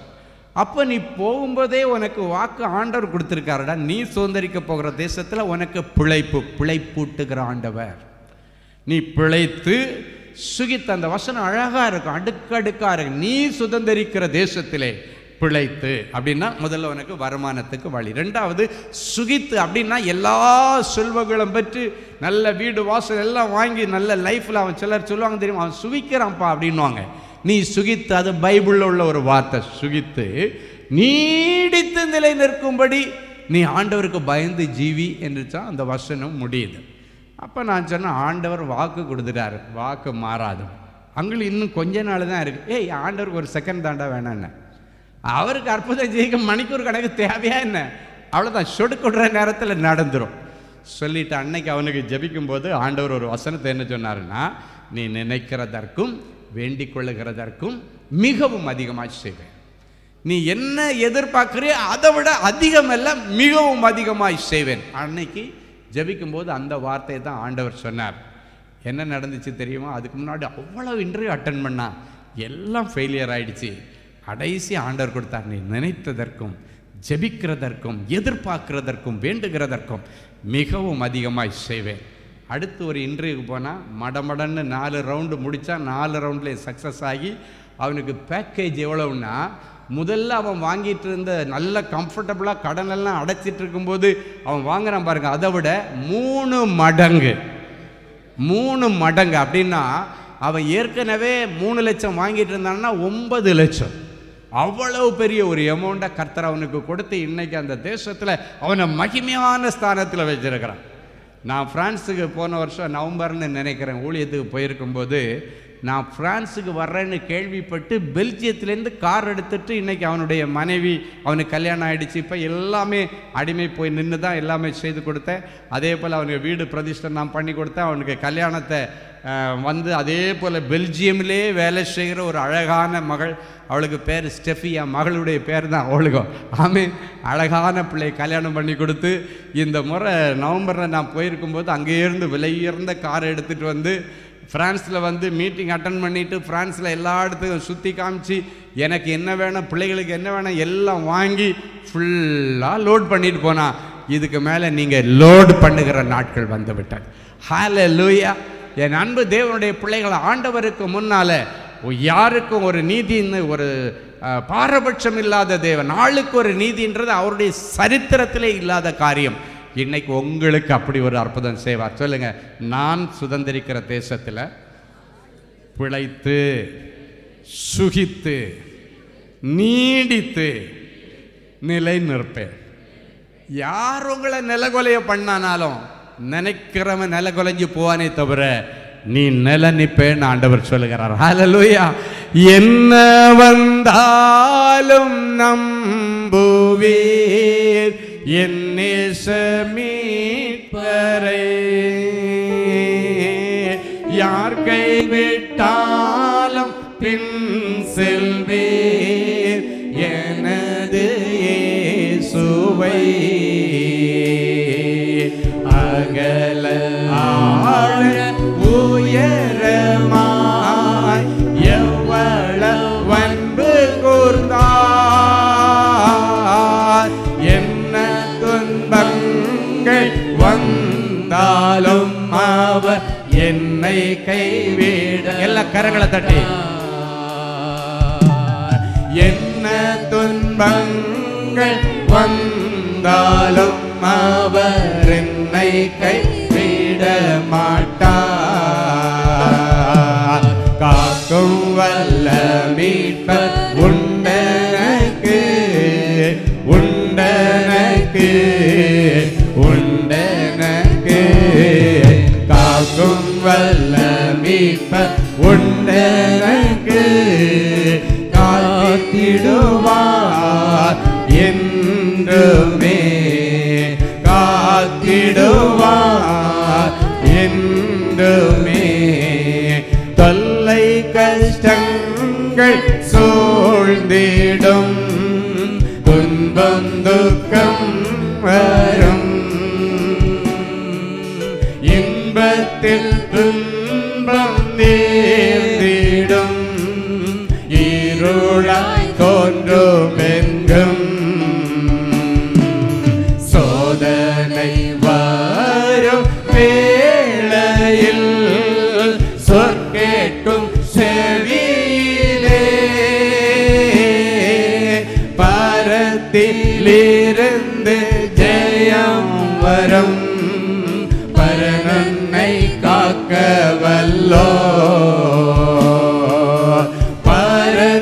பரத்திலிருந்து ஜெயம் வரும், பரனன்னை காக்க வல்லோ. காக்கும் வல்ல மீட்பர் உண்டனக்கு உண்டனக்கு உண்டனக்கு. காக்கும் வல்ல மீட்பர் உண்டனக்கு, காத்திடுவார் என்றுமே காத்திடுவார் என்றுமே. ஹல்லேலூயா. சரி, கவலைப்படாதீங்கன்னு சொன்ன ஆண்டவர் முதல்ல உங்கள் ஃபினான்ஷியல் இஷ்யூஸ், உங்கள் ஜாப் காரியத்தில் தலையிட்டு ஒரு அற்புதத்தை பண்ணி அது குறித்த எல்லா கவலையத்தையும் மாற்றிடுவார். ரெண்டாவது முக்கியமாக உங்கள் குடும்பத்துக்குள்ளால் இருக்கிற பிரச்சனைகள் நிமித்த கவலை, குடும்பத்தை குறித்த கவலைகள், பிள்ளைகளை குறித்த கவலைகள், பேர பிள்ளைகளை குறித்த கவலைகள், குடும்ப ஆசீர்வாதங்கள் இல்லையே என்கிற கவலைகள், திருமணம் நடக்கவில்லையே என்கிற கவலை, திருமணம் நடந்து இன்னும் பிள்ளை கிடைக்கலையே என்ற கவலை, அப்படின்னு குடும்பம் சம்பந்தப்பட்ட காரியத்தில் ஆண்டவர் விசாரித்து உங்கள் எல்லா கண்ணீரும் இன்னைக்கு துடைக்க போகிறார். எடுத்து வாசிங்க ஆதியாகமம் 49 ஆதியாகமம் 45ஆம் அதிகாரம் 19-20 ஆகிய வசனங்கள் எடுத்து வாசிப்போமா? நீங்கள் உங்கள் குழந்தைகளுக்காகவும் உங்கள் மனைவிகளுக்காகவும் வண்டிகளை எகிப்து தேசத்திலிருந்து கொண்டு போய் கொண்டு போய் அவர்களையும் உங்கள் தகப்பனோடு ஏற்றி கொண்டு வாருங்கள். உங்கள் தட்டுமுட்டுகளை குறித்து கவலைப்பட வேண்டாம். எகிப்து தேசம் எங்குமுள்ள நன்மை உங்களுடையதா இருக்கும் என்று சொல்ல சொல்லி உனக்கு நான் இட்ட கட்டளைப்படியே செய் என்றார். எல்லாரும் ஒரு நிமிஷம் என்ன பாருங்க. குடும்பத்தில் யோசேப்ப ஆடு மாடு புறாவை வைக்கிற மாதிரி வித்துட்டாங்க சகோதரர்கள். அவன் வந்த இடத்துல அநேக சோதனைகளை அவன் அனுபவித்தாலும் ஆண்டவருடைய தரிசனம் நிறைவேறுகிற நாட்கள் வரும் பொழுது அவன் ஆண்டவருக்கு முன்பாய் உண்மை முத்தமாய் நடந்தபடியினால் ஆண்டவர் அவன் அடிமையாய் விற்கப்பட்ட தேசத்தில் அவனை ஒரு பெரிய எகிப்து தேசத்திற்கு அதிபதியாக, அப்படின்னா ராஜாவுக்கு அடுத்த ஸ்தானத்தில் அவனை கொண்டு வந்துட்டார். நல்ல கவனிங்க. இப்போ இவன் இங்கே அரசனாக இருந்தாலும் சரி, ராஜ மேன்மையில் இருந்தாலும் அவனுடைய கவலை அவனுடைய குடும்பத்தை குறித்து. ஏன்னா அவங்க அப்பாட்ட இவனுக்கு என்ன போய் மற்ற சகோதரர்கள் சொல்லியிருக்காங்க, நீங்கள் ரொம்ப நேசித்த யோசேப்பு இந்த காட்டு மிருகங்களினால சூறையாடப்பட்டு அவன் அப்படியே அவனுடைய உடம்போ பாடியோ எலும்பு கூட கிடைக்காத அளவுக்கு அவனை தின்னு போட்டது, அவனுடைய ட்ரெஸ்ஸு மட்டும்தான் மிச்சம்னு சொல்லிட்டு அவனுடைய ஆடைகளில் போய் இரத்தத்தை எல்லாம் பூசி, காட்டு மிருகங்களுடைய இரத்தத்தை பூசி கொண்டு போய் அவங்க அப்பாவை நம்ப வச்சிட்டார். இப்போ நல்லா கவனிங்க, குடும்பத்தை குறித்த கவலை. இப்போ இவனுக்கு இங்கே ராஜ மேன்மை, அவன் என்ன நினச்சாலும் நடக்கும். ராஜா அவனுக்கு கல்யாணமே பண்ணி வச்சுட்டான். அடிமையாய் வந்த இடத்துல அவனுக்கு கல்யாணம் பண்ணி வைக்க ஆள் இல்லை, எடுத்து செய்ய ஆள் இல்லை, நின்று செய்ய ஆள் இல்லை. அவனுடைய குடும்பத்தில் யாருமே அந்த தேசத்தில் கிடையாது. ஆனால் ஆண்டவர் அவனோட இருந்தார் என்று வேதம் சொல்கிறார். ஆண்டவர் யோசேப்பிடம் இருந்ததுனால ராஜா வீட்டு கல்யாணம் மாதிரி அங்கே கல்யாணம் நடந்தது. ஏன்னா வேதம் சொல்லுகிறது அந்த தேசத்தினுடைய ராஜாவே ஒரு நல்ல ஆசாரியனுடைய மகளை இவனுக்கு கல்யாணம் பண்ணி வச்சான். அப்படின்னா ராஜா கல்யாணம் பண்ணி வச்சான்னா எப்படி இருக்கும்? ராஜா வீட்டு கல்யாணமாக இவனுக்கு நடந்துச்சு, எல்லாம் இருக்குது. ஆனாலும் அவன் குடும்பத்தை குறித்த ஒரு கவலை. எங்கள் அப்பா எப்படி இருக்காரோ, ஊரில் என்னுடைய சகோதரர்கள் எனக்கு என்னதான் தீமை பண்ணினாலும் அவனுக்கு எப்படி இருக்காங்களோ, அவங்க பிள்ளைங்க எப்படி இருக்காங்களோ, அவனுடைய மனைவிமார்கள் எப்படி இருக்காங்களோ என்றெல்லாம் கவலைகளோடு கூட அவன் இருந்த நேரத்தில் அங்கே பஞ்சம் வந்து இங்கே வந்துட்டானுங்க. இப்போ இந்த தேசத்தின் ராஜா சொல்கிறாரு யோசேப்புக்கு, யோசேப்பே நான் உன் மேலே ஹை ரிகார்டு வச்சுருக்கிறேன், உன்னால் உன்னு முத்தம் நீ இங்கேருந்து எத்தனை வண்டி வேணுமோ அனுப்பி விட்டுரு. உன் குடும்பத்தார் அத்தனை பேரையும், உங்கள் அப்பா, உன்னுடைய உடன் பிறந்த சகோதரர்கள், அவங்க மனைவிமார்கள், பிள்ளைகள் எவ்வளோ பேர் இருக்காங்க அத்தனை பேருக்கும் வண்டியை அனுப்பி விட்டுரு. பிக்கப் பண்ணிட்டு வர்றதுக்கு வண்டி. அந்த காலத்தில் பென்ஸ் எல்லாம் கிடையாது. எந்த வண்டியை அனுப்பியிருப்பாங்க? கண்டிப்பாக அவங்க வந்து குதிரை வண்டியை அனுப்பியிருக்கணும், இல்லைன்னாச்சுன்னா கழுத வண்டியை தான் அனுப்பியிருக்கணும். ஆனால் வண்டிகளை அனுப்பினார்கள். அன்னைக்கு அதுதான் பென்ஸு.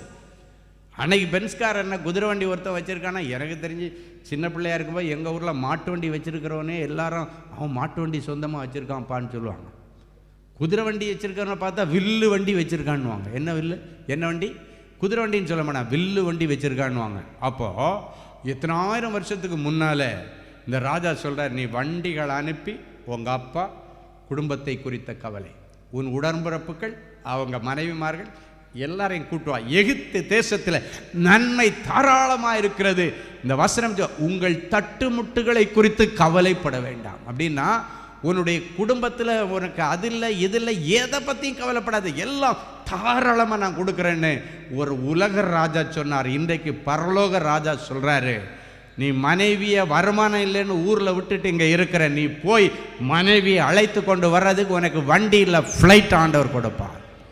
உன் பிள்ளைகளை நீ கொண்டு வந்து உன் கூட வச்சு வாழ்கிறதுக்கு, உன் பெற்றோரை வயசானவங்களை கொண்டு வச்சு வாழ்கிறதுக்கு கர்த்தர் உனக்கு வண்டிகளை அனுப்புவார், ஏரோப்ளைனே அனுப்புவார். அல்லேலூயா. அனுப்பி அவங்கள கூட்டிட்டு வந்து ஏன்னா நீங்கள் ஒன்றா உட்காந்து, அதுதான் குடும்பம் ஒன்றா இருந்தாச்சுன்னு எவ்வளோ பெரிய சந்தோஷம். கணவன் ஒரு பக்கம், மனைவி ஒரு பக்கம், பிள்ளைங்க ஒரு பக்கம், இங்கேருந்து அங்கே போகணும், அங்கேருந்து அங்கே போகணும், அங்கேருந்து இங்கே போகணும், இப்படி ஃபோன் அடித்து கிடந்து கஷ்டப்பட்டுட்டு இருக்கிறோம். இன்றைக்கி உன் குடும்பத்தை குறித்த கவலை. நிறைய பேர் இருப்பாங்க, இங்கே தான் இருப்பாங்க, ஆனால் அவங்க மனசெல்லாம் ஊரில் விட்டுட்டு வந்த மனைவி பேரில் இருக்கும். ஊரில் விட்டு வந்த பிள்ளை என்ன எப்படி படித்தாலோ, எக்ஸாம் எப்படி எழுதினாலோ தெரியலையே. நிறைய பேர் மனைவியை கூட விட்டுருவாங்க. ஆனால் பிள்ளைங்கன்றது வந்து ரொம்ப சென்சிட்டிவ் அவங்களுக்கு. ஆமே ஆனால் ஒன்றை யோசிக்கிறது இல்லை, மனைவி இல்லாத இந்த பிள்ளை எங்கேருந்து வந்தான்னு நிறைய பேர் யோசிக்கிறது இல்லை. ஆமென். நிறைய பேருக்கு, நிறைய தாய்மார்களுக்கு பிள்ளை வந்தோன்னா ஹஸ்பண்டை அப்படியே விட்டுருவாங்க, கண்டுக்கவே மாட்டாங்க. நீ எப்படியோ பிழைச்சிடுவா, எனக்கு என் பிள்ளை. ஆண்டவர் சொல்லியிருக்கிறாரு, ஏசாயா சொன்ன, ஆண்டவரே நானும் நீர் எனக்கு தந்த பிள்ளைகளும். ஹல்லேலூயா. என் அன்பு தேவனுடைய பிள்ளைகளே, யாரெல்லாம் ஊரில் இருக்காங்க, நான் போய் பார்க்க முடியலன்னு சொன்னாங்க, ஃபோன் பண்ணி பேச முடியல, அவங்கள டாக்டர்கிட்ட கூட்டு போனாங்களா, வந்தாங்களா, நிறைய பேருக்கு கவலை. இன்றைக்கி கவலையை தீர்க்கும்படி குத்துயிராக கிடக்கிற உன் தகப்பன ஆண்டவர் இன்னைக்கு அந்த இடத்துல காண்டாமிருகத்தின் பலனை கொடுப்பார். ஏன்னா நீ கவலைப்பட்டுட்ட, அதுக்காக நீ மனசில் ரொம்ப அதை நினச்சி வேலையில் இருக்கும்போதும் சில நேரங்களில் கேட்பாங்க, நீ இங்கே இல்லை, உன் மனசு எங்கேயோ இருக்குது, உன்னுடைய சரீரம் மட்டும்தான் இருக்குது, மனசு எங்கேயோ இருக்குது. எப்படி ஊரில் அப்பா அம்மா கடந்து கஷ்டப்படும் பொழுது அந்த தேவைகள், அந்த காரியங்களை பார்த்ததுக்கப்புறம் நம்மளால் இயல்பாக எப்படி இருக்க முடியும்? ஒருத்தன் பாடினா, தானாடலைனாலும் சதையாடணும். ஆமே, ஆமாம். நம்ம குடும்பத்தில் ஒருத்தருக்கு ஒன்று அப்படின்னு ஆச்சுன்னா நம்ம இல்லை, சதையெல்லாம் ஆடி போயிடும், ஆடி அப்படியே நடுங்கிடும். எனக்கு என் அனுபவத்தில் சொல்கிறேன், ஒரு முறை என்னுடைய மனைவி காலையில் 5 மணிக்கு திடீர்னு மயக்கம் போட்டு பாத்ரூமில் விழுந்துட்டாங்க. அதாவது நம்ம லைஃப் பார்ட்னர்னால் எப்படி நமக்கு மற்றவங்களுக்கு ஆறுதல் சொல்லுவோம், கவலைப்படாதுப்பா கவலைப்படாது, நான் தனக்குன்னு வந்தால் தான் தெரியும். திடீர்னு காலையில் 5 மணிக்கு அப்போ 2 மணிக்கு தான் மீட்டிங் முடிச்சு வந்து தூங்கணும். 2 பேரும் மீட்டிங் முடிச்சுட்டு 2 மணிக்கு தான் வந்து தூங்குகிறோம். 5 மணிக்கு நல்லா அசந்து தூங்கிட்டு இருக்கிறேன். எப்பான்னு ஒரு சத்தம். என் மனைவி என்ன எப்பான்னு தான் கூப்பிடுவா, அப்பான்னு தான் கூப்பிடுவான். அந்த சத்தம் கேட்டவுடனே திடீர்னு பக்கத்தில் பார்க்குற ஆளை காணோம். ஓடி போய் பாத்ரூம் போனால், அவள் லைஃப்லையே பாத்ரூம் லாக் பண்ணாமல் போன ஒரே நாள் அன்னைக்கு தான். நான் அநேக நாள் சரி, நான் மட்டும்தானே இருக்கிறேன், நான் உன் புருஷன் தானே, என்ன போய் லாக் பண்ணிட்டு போகிறேன், சும்மா போகிறதுக்கெல்லாம் எதுக்கு போய் லாக் பண்ணிட்டு போகிறேன் அப்படின்னு நான் பல முறை கேட்டிருக்கிறேன். அவள் லைஃப்பில் லாக் பண்ணாமல் வாஷ்ரூம் போனது எனக்கு தெரிஞ்சு அத்தனை வருஷத்தில் அன்னைக்கு மட்டும்தான். திடீர்னு உள்ளே போகிற நில குலைஞ்சி கிடக்கிறான். தூக்கி பார்க்குறேன், என்னால் தூக்க முடியலை. என்னுடைய மகனை கூப்பிட்றேன், கீழே ஒரு வாடகைக்கு விட்டுருக்க ஒரு டெனண்ட் ஒருத்தர் இருக்கார், அவரை கூப்பிட்றேன், எல்லாரும் வந்துட்டேன், மச்சானை கூப்பிட்றேன், எல்லாம் வந்து எல்லாரும் தூக்கி பார்க்குற, தூக்க முடியலை. கடைசியாக பாத்ரூமில் இழுத்து வெளியே கொண்டு வந்து அந்த நேரத்தில் ஒரு விதமான பயம், அசைவில்லை, உணர்வு இல்லை, பிள்ளைங்க எல்லாம் மார்பில் போட்டு அடிக்கிறாங்க, எல்லாரும் பயந்து நடுங்கி இருக்கிற நேரத்தில் எனக்கு அந்த நேரத்தில் வேற ஒன்றும் ஸ்தோத்திரம் ஸ்தோத்திரம் தான் சொல்ல, வேற ஒன்றும் வரல. ஸ்தோத்திரம் ஆண்டவரே, என் மனைவியை உயிரோட தாங்க கூட கேட்கல. அதுக்கப்புறம் எல்லாம் நடந்து முடிஞ்சதுக்கு அப்புறம் தான் நான் யோசிக்கிறேன், ஸ்தோத்திரம் ஸ்தோத்திரன்னு ஏன் கூப்பிட்டேன்னு பார்த்தா, ஸ்தோத்திரன்னு கூப்பிட்டா ஆண்டவர் வருவார்னு அர்த்தம். ஹல்லேலூயா. துதிகளின் மத்தியில் இறங்கி வருகிற ஆண்டவர். அப்படியே தூக்கி அங்கேருந்து மாடியிலேருந்து கீழே இறக்க ஒரு பெரிய பெட்ஷீட்டை போட்டு அதில் உருட்டி போட்டு ஆளுக்கு ஒரு முனையில் தூக்கிட்டு ஓடுறோம் ஹாஸ்பிட்டலுக்கு. நான் தான் வண்டி ஓட்டுறேன், கிளச்சு அமுக்குறேன், காலு கோஆப்ரேட் பண்ண மாட்டேங்குது, கிடுகிடுன்னு ஆடுது. நல்ல டிரைவர், நினச்சா இங்கேருந்து நாகர்கோவிலுக்கு ஒரே ஆளை ஓட்டிகிட்டு போவேன். பஸ்ஸு ஓட்டுன வேணாம், லாரி ஓட்டுன வேணாம். ஆனால் எனக்கு கால் எனக்கு கோஆப்ரேட் பண்ணலை அந்த நேரத்தில். அதான் சொன்ன, சதையெல்லாம் ஆடி போச்சு, நரம்பெல்லாம் ஆடி போச்சு. ஏன்னா என் மனைவி, என்னுடைய எலும்பு அது எப்படி பாதிக்கும் அப்படின்றது அன்னைக்கு நான் உணர்ந்தது. அன்னைக்கு தான் நான் உணர்ந்தேன். அப்படியே கிடுகிடுன்னு ஆடுது, எப்படியோ ஓடிக்கொண்டு போய் சேர்த்து ஆண்டவருடைய கிருபையினால் எப்படியோ அவங்க தப்பிச்சு, அதுக்கு பிறகு இப்போ 10 வருஷம் ஆகிறது. இன்னைக்கு என் மனைவி உயிரோடு இருக்கிறாங்க. ஹல்லேலூயா. கடைசி அங்கே போய் பார்த்தாச்சுன்னா என்னதுனாலேன்னு யாராலையும் கண்டுபிடிக்க முடியலை. என்னென்னமோ சொன்னால் ஹார்ட்டு போச்சு, அது போச்சு. கடைசியாக எல்லாம் செக் பண்ணால் எல்லாம் நல்லா இருக்கு, இன்னைக்கு நல்லா இருக்கா. ஹல்லேலூயா. என் அன்பு தேவனுடைய பிள்ளைகளை, அன்னைக்கு நான் அவளை தூக்கிட்டு வரும்பொழுது ஆடின கால் 3 மாதம் ஆச்சு நிற்கிறதுக்கு. நான் சும்மா உட்காந்துருப்பேன், இந்த கால் கிடுகிடுன்னு ஆடும். அந்த கால் அப்படியே அந்த இடது கால், அந்த கிளச் அமுக்கிற காலை பார்த்தா கிடுகிடுன்னு ஆடிக்கிட்டே இருக்கும். நான் கடைசியாக பயந்துட்டேன், ஐயோ அவள் சரியாகி வந்தாச்சு, நான் இன்னும் சரியாகலையே.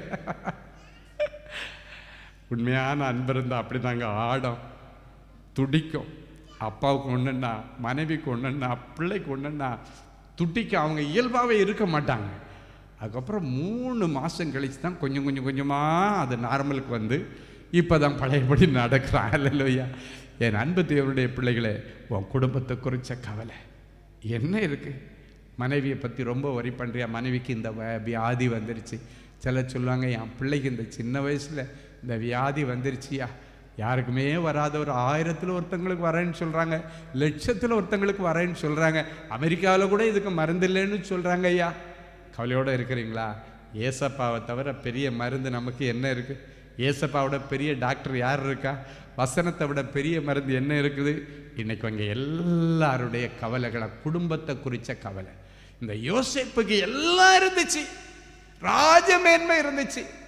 ஆனா தன்னுடைய தகப்பன் எங்க இருக்காரு, என்ன ஆனாரு, சாப்பிட்டாரா சாப்பிடலையா, என்ன ஆகிறார், ஒண்ணுமே தெரியல. அவன் அழுதுகிட்டே இருந்தான். அந்த ராஜா அவன் கண்ணீரை பார்த்து, ஏன்பா கவலைப்படுற, வண்டி அனுப்புப்பா, எல்லாரையும் கூட்டுட்டு வாப்பா, எல்லாரும் ஒரு இடத்துல கூடுனாங்க. உன் குடும்பத்தில் உள்ள பிரிவினைகள் மாறும். வேலையின் நிமித்தம் இருக்கிற பிரிவினையா இருந்தாலும் சரி, இல்லாவிட்டால் சூழ்நிலை நிமித்தம் இருக்கிற பிரிவினையா இருந்தாலும் சரி, இல்லாவிட்டால் தரித்திரத்து நிமித்தம் இருக்கிற பிரிவினையா இருந்தாலும் சரி, மனக்கசப்பின் நிமித்தம் இருக்கிற பிரிவினையா இருந்தாலும் சரி, இயேசு உன் குடும்பத்தில் இருக்கிற உன் குடும்பத்தை குறித்த கவலைகளை மாத்திரன்னு சொன்னா ஆண்டவர் இன்னைக்கு தலையிட்டு ஒரு அற்புதத்தை செய்வார். ஹல்லேலூயா. ஒரு முறை ஒரு அம்மாவும் அப்பாவும் அழுதுட்டு வந்தாங்க. என்னன்னு கேட்டால் அவங்க சொன்னாங்க, உள்ளூரில் இருந்துட்டு என் பிள்ளை வீட்டில் சண்டை போட்டுட்டு அவங்க ஃப்ரெண்ட்ஸுடைய பேச்சை கேட்டு உள்ளூர்லேயே ஹாஸ்டலில் போய் தங்கியிருக்கா, எங்களுக்கு ரொம்ப கேவலமாக இருக்குது.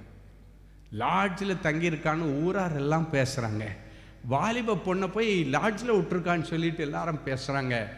அதை காது கொடுத்து கேட்க முடியல. வாழ வேண்டிய பிள்ளை, ஒரு இடத்துல கல்யாணம் பண்ணி கொடுக்க வேண்டிய பிள்ளை, எப்படிம்மா அவள் அப்படி போனான்னு கேட்டால், அவளுக்கு வேலை முடிச்சுட்டு ஃப்ரெண்ட்ஸ் கூட போய் சுற்றிட்டு எடுத்துட்டு நைட்டு 11 மணி 11:30 மணி நினச்ச நேரத்துக்கு தான் வருவாள். அது இவங்களுக்கு ரொம்ப துக்கம். எந்த அப்பா அம்மா அதை பார்த்துட்டு சும்மா இருப்பாங்க? கண்டிப்பாங்க. இதை கண்டித்த உடனே இந்த பொண்ணு போய் அடுத்த நாள் அவங்க ஃப்ரெண்ட்ஸ்கிட்ட எல்லாம், நேற்று எங்கள் அம்மா அப்பாவை என்ன உண்டு இல்லைன்னு ஆக்கிட்டாங்க, நீ போன இடத்துல உங்கள் அப்பா அம்மா ஏதாவது செய்தாங்களான்னு அந்த பிள்ளைங்க சொல்லுது. எங்கள் அப்பா அம்மாவில் அதெல்லாம் டோன்ட் கேர், அவங்க அதெல்லாம் கவலையப்பட மாட்டாங்க. எனக்கு அப்பா அம்மா சூப்பர். உண்மையில் சொல்கிறேன், கவலைப்பட்டால் தான் உண்மையான அப்பா அம்மா. பிள்ளை எக்கேடு அழிஞ்சா போனாச்சுன்னு சொன்னால் அது அல்ல உண்மையான ஒரு நல்ல ஆத்மார்த்தமான தாய் தகப்பன். அவங்களுக்கு பிள்ளைகளுடைய ஒவ்வொரு போக்கும் வரத்தும் கண்ணு முன்னிலே வச்சுருப்பாங்க. அதுதான் உண்மையான தாய். அந்த பிள்ளைங்க சொல்லுது, எங்கள் வீட்டில் என்ன யாரும் கேட்க மாட்டாங்க, எங்கள் அப்பா கேட்க மாட்டார், எங்கள் அம்மா கேட்க மாட்டாங்க, நீ அப்படி சுதந்திரம் இல்லாத வீட்டில் இருக்காத, பேசாமல் நீ ஹாஸ்டலில் போயிருன்னு சொல்லிட்டு இந்த பொண்ணுங்க கொடுத்த ஆலோசனையின்படி தன்னுடைய வீட்டிலே தனக்கு சுதந்திரம் இல்லைன்ற ஒரே காரணத்துக்காக, என்ன சுதந்திரம், எல்லாம் இருக்குது சுதந்திரம், வேலைக்கு அனுப்பியிருக்காங்க, இதை விட வேறு என்ன சுதந்திரம், லேட்டாக வந்தால் கேள்வி கேட்குறாங்க, லேட்டாக வந்தால் திட்டுறாங்க. போயிட்டு ஹாஸ்டலில் போயிட்டான். ஹாஸ்டலில் போய் இருந்துட்டு அவளுக்கு ஃப்ரெண்டு வேறையும் ஒருத்தியை கூட கூப்பிட்டுட்டு கம்பெனிக்கு சேர்ந்து ஹாஸ்டலில் இருந்தாங்க. இந்த தாயின் தகப்பனை நித்தமும் கண்ணீர் வடிக்கிறாங்க. என் பிள்ளைக்கு இனி வந்தாச்சுன்னா நான் ஒன்றுமே கேட்க மாட்டேம்மா, நீ வந்துருமா, நீ வீட்டில் வாமா, நீ 12 மணிக்கு வா, நீ வராமல் இருந்தால் கூட கேட்க மாட்டேம்மா, ப்ளீஸ் தயவு செய்து வீட்டுக்கு வந்துடுமா. இனியெல்லாம் அதை பேசி பிரயோஜனம் இல்லை. இதெல்லாம் முதல்ல தெரிஞ்சிருக்கணும். ஒரு பிள்ளை பேசுகிற அம்மா அப்பாட்ட, உன்னை எதுவுமே கேள்வி கேட்க மாட்டேன் மகளே, நீ அந்த ஹாஸ்டல்லேருந்து வீட்டுக்கு வந்துரு. வீட்டிலேருந்து ஒரு 15 நிமிஷம் போகிற தூரத்தில் தானே உன்னுடைய வேலை செய்கிற இடம் இருக்குது. இதெல்லாம் அப்போ தெரிஞ்சிருக்கணும். பிள்ளை சொல்லுது, அப்போ தெரிஞ்சிருக்கணும். இப்போ பேசி பிரயோஜனம் இல்லை, நான் சுதந்திரமாக இருக்கிறேன், நல்லா இருக்கிறேன், என்னை இப்படியே விட்டுருங்கன்னு சொன்னாங்களா. இந்த தாயின் தகப்பனை வந்து அடைக்கல பட்டணத்தில் அழுக, ஐயா வெளியே தலை காட்ட முடியல, என்ன செய்கிறதுன்னு தெரியல, என்ன சொன்னாலும் அதுக்கு பதில் ரெடிமேடாக வச்சிருக்கிறா. எங்களுக்கு எங்கள் மகளை குறித்த கவலை நாள்தோறும் எங்கள் இருதயத்தை ஒடுக்கிட்டு இருக்கு. அப்போ தான் ஆண்டவர் சொன்னார், நீ கவலைப்படாமல் போ, பிள்ளை இருக்கிற இடத்துல அந்த பிள்ளை இடத்துல நான் கிரியை செய்ய போகிறேன். ஆண்டவர் கிரியை செய்வார். அவளாக இருந்து செய்யலாம், அவளுக்குள்ள இருந்து ஒரு ஆவி இந்த காரியங்களை நடப்பித்து கொண்டிருக்கிறது. நீ போ, கர்த்தருடைய பர்வதத்திலே இந்த காரியம் பார்த்து கொள்ளப்படும். ஒரு நாள் வரும், அப்பொழுது முந்தினோரெல்லாம் பிந்தினோராயும் பிந்தினோரெல்லாம் முந்தினோராயும் மாறுவார்கள். இன்னைக்கு உன் பிள்ளை ஆவிக்குரிய ஜீவியத்தில் பிந்தி கிடக்கிறான்னு தானே நீ கண்ணீரோட வந்திருக்கிற. அவளை நான் முந்தி கொண்டு வருவேன். அவள் வந்ததுக்கு பிறகு அவளுடைய ஆவிக்குரிய அனுபவத்துக்கு உங்கள் யாராலையும் ஈடு கொடுக்க முடியாத அளவுக்கு ஒரு மாற்றம் வரும். You can go. ஆண்டவர் சொல்லிட்டார். கவுன்சிலிங் நேரத்தில் ஆண்டவர் பேசுகிற காரியெல்லாம் ரொம்ப வித்தியாசமாக இருக்கும், ரொம்ப ஹோப்ஃபுல்லாக கொடுப்பார். எனக்கு என்னடா இப்படி அள்ளி வீசுகிறார் ஆண்டவர் அப்படின்னு தோணும், ஆச்சரியமாக இருக்கும். ஏன்னா நான் தான் கவுன்சிலிங் கொடுக்குறேன், என் மூலமாக தான் வார்த்தை வருது. அவர் கூட இவங்க மலை இடிஞ்சு விழுற மாதிரி வருவாங்க, நானும் இடிஞ்சு போன மாதிரி உட்காந்து அவங்க கூட அழுதுட்டு இருப்பேன். அது ஏன் அழுகிறேன்னு எனக்கு தெரியாது. அவங்க அழுத உடனே என்ன அறியாமல் எனக்கு அழுக வந்துடும். நாங்கள் இடிஞ்சு போய் உட்காந்துடும். அவ்வளோ கூலாச்சுல. நான் பார்த்துக்கிறேன், இவ்வளோ தானே. அழகாக பேசுவார், நான் பார்த்துருக்கிறேன். நீங்கள் அவர்கிட்ட என்ஜாய் பண்ணி பாருங்க, அவர்கிட்ட நல்ல உறவு வச்சு பாருங்க, உங்களால் அதை பார்க்க முடியும். நான் பார்த்துக்கிறேன், கூலாயிரு அப்படின்னு சொல்லிட்டு ஆண்டவர் அழகாக அனுப்பிவிட்டார். அன்னைக்கு ராத்திரி ஒரு யுத்தம். அவளுக்கு ஏற்கனவே ஆண்டவர் சொன்னார், அவளுக்குள்ளால ஒரு ஆவி இருந்து அவளை அலக்கழிச்சிருக்கு. அந்த ஆவி தான் அவளை இயக்கிட்டு இருக்கு. அதுதான் உங்ககிட்ட இப்படியெல்லாம் பேசுகிறா, அதனால அவள்கிட்ட இது பண்ணாதீங்க, அந்த ஆவியை நான் வெளியேற்றுவேனாரு. எப்போவுமே இந்த ஆவிகள் வெளியே போகும்போது அவங்கள ரொம்ப அலக்கழிச்சு தான் போகும், ரொம்ப போட்டு பாடுபடுத்திட்டு போகும். சைலண்டாக போகிற ஆவிகள் ஒரு சிலது தான், மற்றபடி எல்லாம் போட்டு அலக்கழித்து அவங்கள ஒரு பண்ணி தள்ளி விட்டுட்டு தான் போகும். இயேசு கிறிஸ்துவுடைய நாட்களில் இயேசு கிறிஸ்துவே அவங்க அப்பாட்ட பையனை கூட்டுவாங்கன்றாரு. கிட்ட வர்றதுக்குள்ளால அவனை ஒரு வழி பண்ணிட்டு போயிடுச்சு. இயேசு கிட்ட வரல, ஆனால் அவனை ஒரு வழி பண்ணிட்டு தான் போச்சு. அதே மாதிரி அன்றைக்கு இரவு திடீர்னு அவளுக்குள்ளால இருந்த ஆவி மூர்க்கக்கணமாக செயல்பட்டு அந்த ஹாஸ்டல் இருந்த டிவியை உடைக்கிறதுன்னா அதன்னா எல்லாரையும் போட்டு அடித்து முரட்டுத்தனம் பண்ணி தன்னுடைய சரீரத்தை தானே காயப்படுத்தி என்னென்னமோ பண்ணிட்டு இருக்கிறா. யார் ஹாஸ்டலில் உள்ள எல்லா பிள்ளைகள், ஹாஸ்டல் வார்டன் எல்லாம் வந்து பண்ணுறாங்க, யாராலையும் கண்ட்ரோல் பண்ண முடியலை. அந்த நேரத்தில் கொஞ்ச நேரம் உணர்வு வந்த உடனே எந்த ஃப்ரெண்டு நீ ஹாஸ்டலுக்கு போன்னு சொன்னாலோ, எனக்கு பயமாக இருக்குடி, இன்றைக்கி என் ரூமில் வந்து தங்கடி, எனக்கு என்னமோ தெரில, என்னென்னமோ நடக்கு, நான் நினைக்காததெல்லாம் நடந்துகிட்ருக்கு வாண்ணா. என்ன ஆச்சுன்னு கேட்டால் உடனே இப்படியெல்லாம் நடந்துச்சுன்னா, ஐயோ நீ என்ன கொன்று கழுத்தை நெரிச்சு கொன்னாலும் கொன்னுருவா, இந்த நேரத்தில் நான் வரமாட்டேன்னா. அந்த நேரத்தில் அவள் கண்ணு முன்னால் அந்த ஹாஸ்டல் வாட அம்மாவுக்கு அடித்தார், அப்பாவுக்கு அடித்தார். நீ கொன்னுருவேன்னு சொல்லலை மக்களே, நான் ஓடி வர்றேன்னு சொல்லி நடுராத்திரி ஓடி வந்தான் தாயின் தகப்பனும். அப்போ தான் அவளுக்கு தெரிகிறது. அவங்க வர்றதுக்குள்ளால திருப்பியும் அவளை போட்டு ஒரு வழி பண்ணி, அது நேரத்தில் தான் வந்த உடனே அவள் செய்த காரியம், காலில் விழுந்து அம்மா என்னை மன்னிச்சிருமா, இன்னைக்கு மேலே நான் இந்த மாதிரி காரியம் செய்ய மாட்டேன். எந்த ஃப்ரெண்டு சொன்னாலோ அவளை கூப்பிட்டேன், நீ என்னை கழுத்தை நெரிச்சு கொன்னுருவேன்னு வரமாட்டேன்னு பயப்படுறாமா. அதே வார்டன் தான் உங்களுக்கு அடித்தாங்க, நீ உடனே ஓடி வந்துட்டீங்கம்மா. உண்மையான அன்புக்கும் போலியான அன்புக்குள்ள வித்தியாசம் எனக்கு தெரிஞ்சிருச்சு. உடனே கிளம்பி வந்தா. அதோடு அவங்க அம்மா அப்பா கூட வந்ததோடு அந்த ஆவி அன்றைக்கு இயேசு கிறிஸ்துவிடத்தில் வர்றதுக்குள்ளால் அதை அலக்கழிச்சிட்டு ஓடின மாதிரி. ஏன்னா ஆண்டவர் பகல்லே ஜெபம் பண்ணிட்டேனா, பகலில் ஜெபம் பண்ணியாச்சு. ஆண்டவர் அவளை கொண்டு வருவேன், அதுக்கப்புறம் அவளுக்கு ஈடு கொடுக்க உங்களால் நிற்க முடியாது. இப்போ எல்லாம் அவங்க அம்மா மீட்டிங் வந்தால் சொல்லுவாங்க, பிரதர் நீங்கள் சொன்னது 100க்கு 100, இப்போ சர்ச்சுக்கு சீக்கிரம் போகிறதுக்கு அவள் தான் எங்களை விரட்டுறா. முன்னாடி நாங்கள் விரட்டுவோம், ட்ரெஸ்ஸை எடுத்து வச்சுட்டு போடணும், அவளை போட்டு உருட்டி ட்ரெஸ்ஸை போட்டுகிட்டே இருக்கும்போது சாப்பாடு ஊட்டிக்கிட்டே இருப்போம். இப்போ அவள் எங்களை விரட்டுறா. குடும்ப ஜெபத்துக்கு வான்னு சொல்லி கூப்பிட்டாச்சுன்னா 1000 சட்டம் பேசிகிட்டு இருப்பாள். அதுக்கப்புறம் நாங்கள் இங்கே பாட்டு பாட ஆரம்பித்து பாட்டு முடித்து பைபிள் எடுக்கும்போது தான் மெல்ல வந்து அது உட்காந்து தூங்கிட்டே இருப்பா.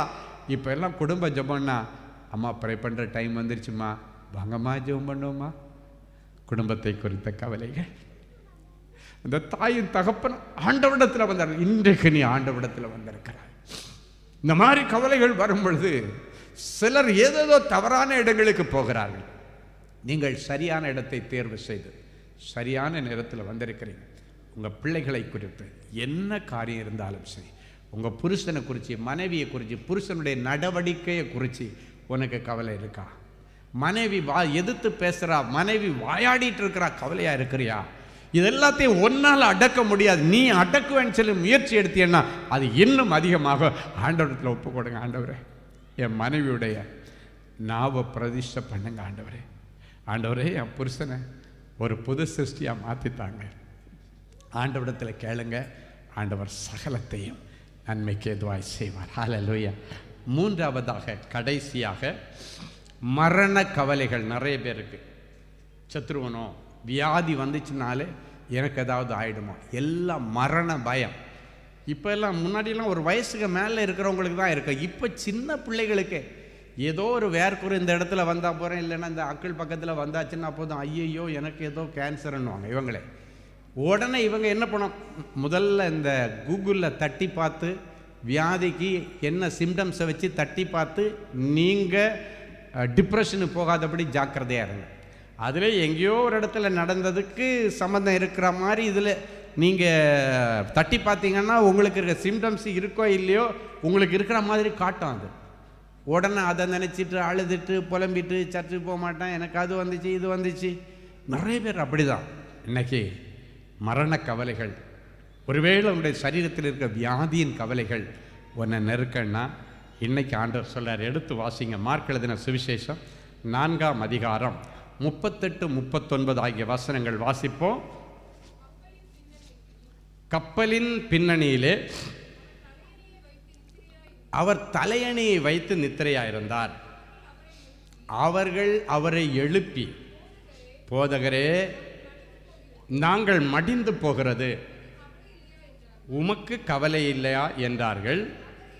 அவர் எழுந்து காற்றை அதட்டி கடலை பார்த்து, இறையாதே, அமைதலாயிரு என்றார். அப்பொழுது காற்று நின்று போய் மிகுந்த அமைதல் உண்டாயிற்று. இன்றைக்கு உங்கள் வாழ்க்கையில் இருக்கிற மரண கட்டுகளின் காற்று கொந்தளிப்புகோள் நின்று போய், அவைகள் நின்று போய் மிகுந்த அமைதலாக நீங்கள் வாழும்படிக்கு கர்த்தர் உதவி செய்வார். 2000 வருஷங்களுக்கு முன்பாக இயேசு கிறிஸ்து படகுல பின்னால் தூங்கிட்டு இருக்கிறார். தூங்கிட்டு இருக்கும் பொழுது பார்த்தீங்கன்னா கடல் கொந்தளிக்க ஆரம்பிச்சிருச்சு. தண்ணியெல்லாம் அப்படியே கடல் அந்த போட்டுக்குள்ளால் வந்து சீடர்கள் சொல்கிறாங்க, ஆண்டவரே, நாங்கள் மடிந்து போகிறது உமக்கு கவலை இல்லை. இன்னைக்கு மரணத்தை குறித்த கவலைகள் சீடர்களிடத்தில் இருந்தது. ஒரு கவலை, ஐயோ அவர் தூங்கிட்டு இருக்கிறார், முழிச்சிருந்தா தைரியமா இருக்கலாம், போய் அவரை எழுப்புறாங்க. ஆண்டவரே, நாங்கள் மடிந்து போகிறோம், உமக்கு கவலை இல்லையா? நாங்கள் அதை பற்றி ரொம்ப கவலையாப்பட்டு இருக்கிறோம், நீங்கள் உங்களுக்கு இதை பற்றி கவலை இல்லையா என்று சொல்லி அவரை அதட்டி எழுப்பினார்கள். அவள் எழுந்து நின்று காற்றையும் கடலையும் அதட்டி, இறையாதே, அமைதலாயிரு, ஒரே வார்த்தை சொன்னார். 2000 வருஷங்களுக்கு பிறகு இன்னைக்கும் கலிலேயா கடலில் நீங்கள் இங்கே உள்ள கடல் மாதிரி அலையை பார்க்க முடியாது. எத்தனை பேர் போயிருக்கீங்கன்னு எனக்கு தெரியாது. வருஷத்துக்கு 2 முறை நாங்கள் ஹோலிலேண்ட் அநேகரை நான் அழைத்து கொண்டு போவது உண்டு. ஒவ்வொரு முறையும் போகும்போது பார்க்குறேன், இன்றைக்கும் அந்த கடலுக்கும் மற்ற கடல்களுக்கும் வித்தியாசம் என்னென்னா, 2000 வருஷத்துக்கு முன்னால் கொந்தளித்த கடலை அதட்டின ஆண்டவர் இன்னைக்கு வரைக்கும் அது கொந்தளிக்கவே இல்லை. அது பார்த்திங்கன்னா பெரிய கடல் தான், கடல் மாதிரி தான் இருக்குது.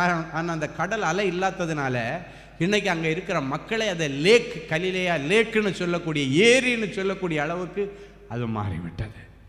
ஏன் தெரியுமா? ஆண்டவருடைய வார்த்தை அது காலம் கடந்து வேலை செய்கிற வார்த்தை. காலம் கடந்தாலும் அது ஆண்டவர் ஒரு முறை சொன்னது தான். அதுக்கப்புறம் அதுக்கு மாற்று கருத்தே இருக்காது, அப்படியே அடங்கி போச்சு. இன்னைக்கு ஒரு வேளை உங்கள் சரீரத்தில் உள்ள ஏதோ ஒரு வியாதி, இல்லைன்னா சரீரத்தில் ஏதோ ஒரு கட்டியோ ஏதோ ஒரு வீக்கமோ ஏதோ ஒன்று, அதை நினச்சி சும்மா போட்டு நெட்டை போட்டு நோண்டி ஒன்னாலே அந்த ஃபோன் இருந்தால் அழுதுறோம். சிலர் சொல்லுவாங்க, பேரண்ட்ஸ் சொல்லுவாங்க, இவ கையில் ஒரு மொபைல் இருக்குது, உண்மையில் அதுக்கு உயிர் இருந்தால் ஆளும் அதை போட்டு அவ்வளோ பாடாப்படுத்துது. வேண்டாம், போதும் போதும், எனக்கு உயிர் போச்சுன்னு இப்போ சார்ஜு போய் உயிர் போய் செத்தாலும் கொண்டு போய் கரண்டில் சொறி வச்சுட்டு கரண்டை வச்சு அதை சாவடிப்பா அப்படின்னு ஒரு அம்மா அப்படி சொல்கிறான். அது என்ன போதும், விட்டுருன்னு சொல்லி அது கொஞ்சம் கொஞ்சமாக பப்பா கீப்பின்னு செத்து போச்சு. அதுக்கப்புறம் கரண்ட் வச்சு சாவடிக்க. என் அன்பு தேவனுடைய பிள்ளைகளே, இன்றைக்கி ஆண்டவர் சொல்கிறாரு, உன் கரண்ட்டை கொண்டு போய் எங்கே கனெக்ட் பண்ணால் ஆண்டவரோட கனெக்ட் பண்ணிடுங்க. அல்லேலூயா. நல்லா சார்ஜ் ஆகும், அபிஷேகம் நல்லா ஏறும், ஜெப ஆயு நல்லா ஏறும், வரங்கள் ஏறும். ஆண்டவரோடு நீங்கள் இணைக்கப்பட்டிருக்கணும், ஆண்டவரோடு நீங்கள் பிணைக்கப்பட்டிருக்கணும். ஆண்டவரோடு நீங்கள் இருந்தீங்கன்னா எப்படி ஒரு பல்பை கொண்டு போய் அந்த சாக்கெட்டில் மாட்டிட்டு லைட்டு போட்டால் அப்படி பளிச்சுன்னு எரியுதோ, அதே போல் இயேசு என்கிற பிளக்கில் போய் உன்னுடைய லைஃப்பை சொருவிப்பார். அதுக்கப்புறம் பிரகாசமான எதிர்காலம் உங்கள் வாழ்க்கையில் கிடைக்கும். ஹல்லேலூயா. என் அன்பு தேவனுடைய பிள்ளைகளை, ஒருவேளை இன்றைக்கி என்ன வியாதி உன் சரீரத்தில் இருந்தாலும் அவர் எல்லா வியாதியையும் மாற்றி இன்றைக்கி உனக்கு ஒரு சுகத்தை கொடுத்து ஆரோக்கியத்தை கொடுத்து உன்னை இந்த பூமியில் தீர்க்காயுசோட வைப்பார். எத்தனை பேர் ஆமேன்னு சொல்ல முடியும்? ஹல்லேலூயா. எங்களை அருமையாய் நேசித்து வழி நடத்துகிற எங்கள் அன்பான நல்ல ஆண்டவரே, உமக்கு நன்றி. எதை குறித்தும் கவலைப்படாமல் எல்லாவற்றையும் குறித்து ஸ்தோத்திரத்தோடு கூடிய ஜெபத்தினாலே வேண்டதினாலே என்னிடத்திலே தெரியப்படுத்துங்கள். அப்பொழுது எல்லா புத்திக்கும் மேலான தேவ சமாதானம் உங்கள் இருதயத்தையும் சிந்தையும் கிறிஸ்து இயேசுக்குள்ளே காத்துக்கொள்ளும் என்று சொல்லி கவலையை போக்குவதற்கான வழிகளை சொல்லிக் கொடுத்த என் தேவனே, என் பிள்ளைகளுடைய குடும்பத்தை குறித்த கவலைகள், வருமானத்தை வேலையை குறித்த கவலைகள், என் பிள்ளைகளுடைய சரீரத்தில் இருக்கிற பலவீனங்களை குறித்த கவலைகள், 3 விதமான கவலைகளையும் இப்பொழுது உம்முடைய பாதப்படியிலே நாங்கள் இறக்கி வைக்கிறோம். ஆண்டவரே, இந்த 3 காரியங்களிலும் நீர் அற்புதத்தை செய்து 3 விஷயங்கள் மூலமாக இவர்கள் படுகிற கவலைக்கு இன்றைக்கு முற்றுப்புள்ளி வைப்பீராக. ஆண்டவரே, முதலாவது என் பிள்ளைகளுக்கு நீர் சொன்னீர், உன்னுடைய வருமானத்திற்கு நான் வழி தரப்பேன், உனக்கு பிழைப்பூட்டுவது அதிக நிச்சயம் என்று நீர் வாக்குறுதி கொடுத்திருக்கிறேன். உனக்கு பிழைப்பிற்கு வழி திறந்து தருவது, வேலைக்கு வருமானத்திற்கு வழி திறந்து தருவது, உன்னை போஷிப்பது அதிக நிச்சயம் என்று சொல்லி இருக்கிறேன். இது மனுஷனுடைய வார்த்தை அல்ல ஆண்டவரே, நீர் சொன்ன வார்த்தை. இந்த வார்த்தை ஒன்றே என் பிள்ளைகளுக்கு அடைக்கப்பட்ட வாசல்களை திறக்கட்டும், ஒருவரும் பூட்டக்கூடாதபடி திறக்கிறவர் திறந்த வாசலை வைத்திருக்கிறேன் என்று சொன்ன ஆண்டவர் என் பிள்ளைகளுக்கு பூட்டப்படாத திறந்த வாசலை, வருமான வாசலை திறந்து தாரும். நிரந்தரமான வேலையை என் பிள்ளைகளுக்கு தாரும். யாக்கோபே, நீ வேரூன்றுவாய் என்ற வசனத்தின்படி வேலையிலே என் பிள்ளைகள் வேரூன்றுவார்களாக, வசனத்திலே வேரூன்றுவார்களாக, ஆவிக்குரிய அனுபவங்களிலே வேரூன்றுவார்களாக. என் பிள்ளைகளுடைய வேலையிலே இவர்கள் வேரூன்றி காலூன்றி நிலை நிற்பார்களாக. தங்கள் கால்களிலே நின்று சம்பாதித்து குடும்பத்தை போஷித்து இனி மீதமெடுக்க உதவி செய்வீராக. 12 கூட நிறைய மிச்சமெடுக்க வைத்த ஆண்டவர் இவர்கள் ஒவ்வொருவருக்கும் இனி மிச்சமெடுக்கிற, மீதமெடுக்கிற, சேமிக்கிற கிருபைகளை நீ தாரும் சுவாமி. அப்படியே தொடச்சி வலிச்சு எடுத்து டெய்லி செலவு பண்ணின நாட்களுக்கு முடிவு வரட்டும். இனி ஓவர்ஃப்ளோ ஆகிறதை எடுத்து இவர்கள் செலவு பண்ணட்டும் சுவாமி. என் பிள்ளைகளுடைய கடன்களை அடைக்க சிறப்பு ஏற்பாடு நீர் செய்வீராக. கடன் கொடுத்த மனுஷர்கள் கண்களிலே தயவு கிடைக்கட்டும், பேங்கு கண்களில் தயவு கிடைக்கட்டும். என் பிள்ளைகளுடைய கடின உழைப்பின் பலன் வட்டி என்கிற பெயரில் வீணா போயிடக்கூடாது ஆண்டவரே. என் பிள்ளைகளுடைய கடின உழைப்பின் பலன் நஷ்டங்கள், ஏமாற்றங்கள், திருட்டுக்கள் என்கிற பெயரில் போகாதபடிக்கு எல்லா ஓட்டைகளை மூடி ஆண்டவர் இவருடைய கைகளின் கிரியைகளை ஆசீர்வதித்து, வேலையை ஆசீர்வதித்து, வியாபாரத்தை ஆசீர்வதித்து, ஊழியத்தை ஆசீர்வதித்து, சம்பத்தை இனி பெருக பண்ணுவீராக. பெருக்கத்தை நோக்கி என் பிள்ளைகள் ஓடுவார்களாக. ரகபோத்தின் விரிவாக்கம் பிள்ளைகளுக்குள்ளே உண்டாவதாக ஆசீர்வதிக்கிறேன். இவர்கள் வேலையை குறித்து, வருமானத்தை குறித்து இனி வாக்கு தர்க்கம் இருக்காது, வாக்கு தர்க்கம் இருக்காது, வாக்குவாதம் இல்லாத ரகபோத்தின் நாட்கள் இந்த சபைக்கும் இங்கிருக்கிற ஜனங்களுக்கும் கிடைத்ததற்காக உமக்கு நன்றி செலுத்துகிறோம். விசா இல்லாத பிள்ளைகளுக்கு வேலைக்கான விசா, நிரந்தர விசாவுக்கு கர்த்தர் வழி திறந்து தார். அக்காமை இல்லாமல் இருக்கிற பிள்ளைகளுக்கு அக்காமைக்கு நீர் வழி திறந்து தார். ஸ்பான்சர் இல்லாமல் இருக்கிற வியாபாரம் பண்ணுகிற பிள்ளைகளுக்கு நல்ல ஸ்பான்சரை உருவாக்கி தருவீராக. என் பிள்ளைகள் எந்தெந்த ரூட்டில் கஷ்டப்பட்டுட்டு இருக்கிறாங்களோ, வருமானத்திற்கு, சம்பாத்தியத்திற்கு, வேலைக்கு, வருமானத்திற்கு, தொழிலுக்கு, வியாபாரத்திற்கு கஷ்டப்படுகிறார்கள், அத்தனை கஷ்டத்தின் மத்தியிலே கர்த்தர் எழுந்தருளி நிற்பீராக. இவருடைய எல்லா நஷ்டங்களை இனி லாபமாய் மாற்றுவீராக. ஆண்டவரே, இனி நஷ்டம் என்பது என் பிள்ளைகளுக்கு இருக்கவே கூடாது ஆண்டவரே. நல்ல லாபங்களை என் பிள்ளைகள் சம்பாதிக்கட்டும். இவர்கள் செய்வது எல்லாம் வாய்க்கட்டும் சுவாமி. இவர்கள் கையிட்டு செய்கிற காரியங்களை ஆசீர்வதிக்கும்படி பரலோக மதங்களை திறக்கட்டும். என் பிள்ளைகளை நீ கடன் வாங்கக்கூடாது, கொடுப்பார்கள் என்று சொன்ன வார்த்தையின்படி கர்த்தர் அதிசயத்தை காணப்படும். எல்லா தோல்விகள் மாறட்டும். படிப்பில் இருக்கிற தோல்விகள், வியாபாரத்தில் இருக்கிற தோல்விகள், வேலை ஸ்தலத்தில் காணப்படுகிற தோல்விகள் இனி ஜெயமாய் மாறும்படி நான் ஆசீர்வதித்து ஜெபிக்கிறேன் அப்பா. அடுத்த நீர் சொன்னீர் குடும்ப கவலைகள். பிள்ளைகளுக்கு திருமணம் நடக்கலையே, தடைகள் நீங்கி திருமணம் நடக்கட்டும். பிள்ளைகள் படித்து முடிக்கலையே, தடைகள் நீங்கி பிள்ளைகள் படித்து முடிக்கட்டும். பிள்ளைகளுக்கு வேலை கிடைக்கலையே, தடைகள் நீங்கி பிள்ளைகளுக்கு வேலை கிடைப்பதாக. தடைகள் நீங்கி பிள்ளைகளுக்கு கல்லூரி அட்மிஷன் கிடைப்பதாக. தடைகள் நீங்கி பிள்ளைகளுக்கு திருமணம் நடப்பதாக. தடைகள் நீங்கி என் பிள்ளைகளுடைய கற்பங்கள் திறக்கப்படுவதாக. எனக்கு இன்னும் ஒரு ஆசீர்வாதமான பிள்ளை இல்லையே என்று அழுகிற பிள்ளைகளுக்கு ஆண்டவர் அடைக்கப்பட்ட கற்பத்தை திறந்த ஆசீர்வாதமான பிள்ளையை தாரும். ஒருவேளை எனக்கு ஒரு பிள்ளை தான் இருக்கு, இன்னொரு பிள்ளை இல்லையேன்னு சொல்லுகிற பிள்ளைகளுக்கு கர்த்தரின் நிந்தையை மாற்றிவிட்டார் என்றும் இன்னும் ஒரு பிள்ளையை தருவார் என்றும் சொல்லி யோசேப்புன்னு பேர் வச்சாங்களா, அதே போல ஒரு அற்புதம் இவர்கள் வீட்டில் இன்னும் ஒரு பிள்ளையை தருவார் என்று சொல்லி அந்த வசனத்தின்படி என் பிள்ளைகளை ஆசீர்வதிப்பீராக. ஒரு ஆண் வாரிசுக்காக இயங்குகிற பிள்ளைகளுக்கு நல்ல ஆண் பிள்ளை பாக்கியத்தை தாரும். எனக்கு எல்லாம் ஆம்பளை பிள்ளைகளாக இருக்குது, எனக்கு ஒரு பொம்பளை பிள்ளை வேணும்னு ஆசைப்படுகிற பிள்ளைகளுக்கு அவருடைய மன விருப்பத்தை நீ நிறைவேற்றுவீராக. குடும்பம் சம்பந்தப்பட்ட எல்லா கவலைகள் மாறட்டும். பிள்ளைகளுக்கு டிப்ரெஷன் இருக்கு, அந்த கவலைகள் மாறும்படி பிள்ளைகளுக்கு டிப்ரெஷன் இந்த விடுதலையை தாரும். பிள்ளைகளை கட்டி வைத்திருக்கிற பொல்லாத நண்பர்களிடத்தில் இந்த விடுதலையை தாரும். விடிவு காலம் வரட்டும், அவருடைய சிந்தனை தெளிவடைவதாக. கட்டப்பட்ட மழுங்கி போன புத்தி மறுபடியும் தெளிவதாக நாங்கள் ஆசீர்வதித்து ஜெபிக்கிறோம் அப்பா. பிள்ளைகளுக்கு நல்ல எதிர்காலத்தை தாரும். கணவன் மனைவி உறவில் இருக்கிற விரிசல்கள் மாறட்டும். உறவில் இருக்கிற எல்லா கட்டுகள் படுவதாக. கணவன் மனைவிக்கு இடையில உறவு இல்லை, எங்கேயோ ரெண்டு பேரும் தனித்தனியா இருக்கிறாங்க என்ற நிலைமை மாறி இனி அவர்கள் ஒரே இடத்துல இருந்து ஒரே தேவனை ஆராதித்து ஒரே ஆலயத்திற்கு போக கர்த்தர் வழி திறப்பீராக. என் பிள்ளைகளுடைய சரீரத்தில் இருக்கிற எப்பேற்பட்ட கொள்ளை நோயா இருந்தால் எனக்கு விருப்பம் உண்டு மகளே, நீ சுகமாக. இந்த வார்த்தை அப்படியே நிறைவேறுகிறதற்காய் உமக்கு நன்றி, உமக்கு நன்றி, உமக்கு நன்றி. இயேசுவின் மூலம் பிதாவே, ஆமேன், ஆமேன், ஆமேன். எல்லாம் சேர்ந்து சொல்லுவோம். என் ஆத்துமாவே கர்த்தரை ஸ்தோத்திரி, என் முழுவதுமே அவருடைய பரிசுத்த நாமத்தை ஸ்தோத்திரி. என் ஆத்துமாவே கர்த்தரை ஸ்தோத்திரி, கர்த்தர் செய்த சகல உபகாரங்களை மறவாதே. ஆமேன்.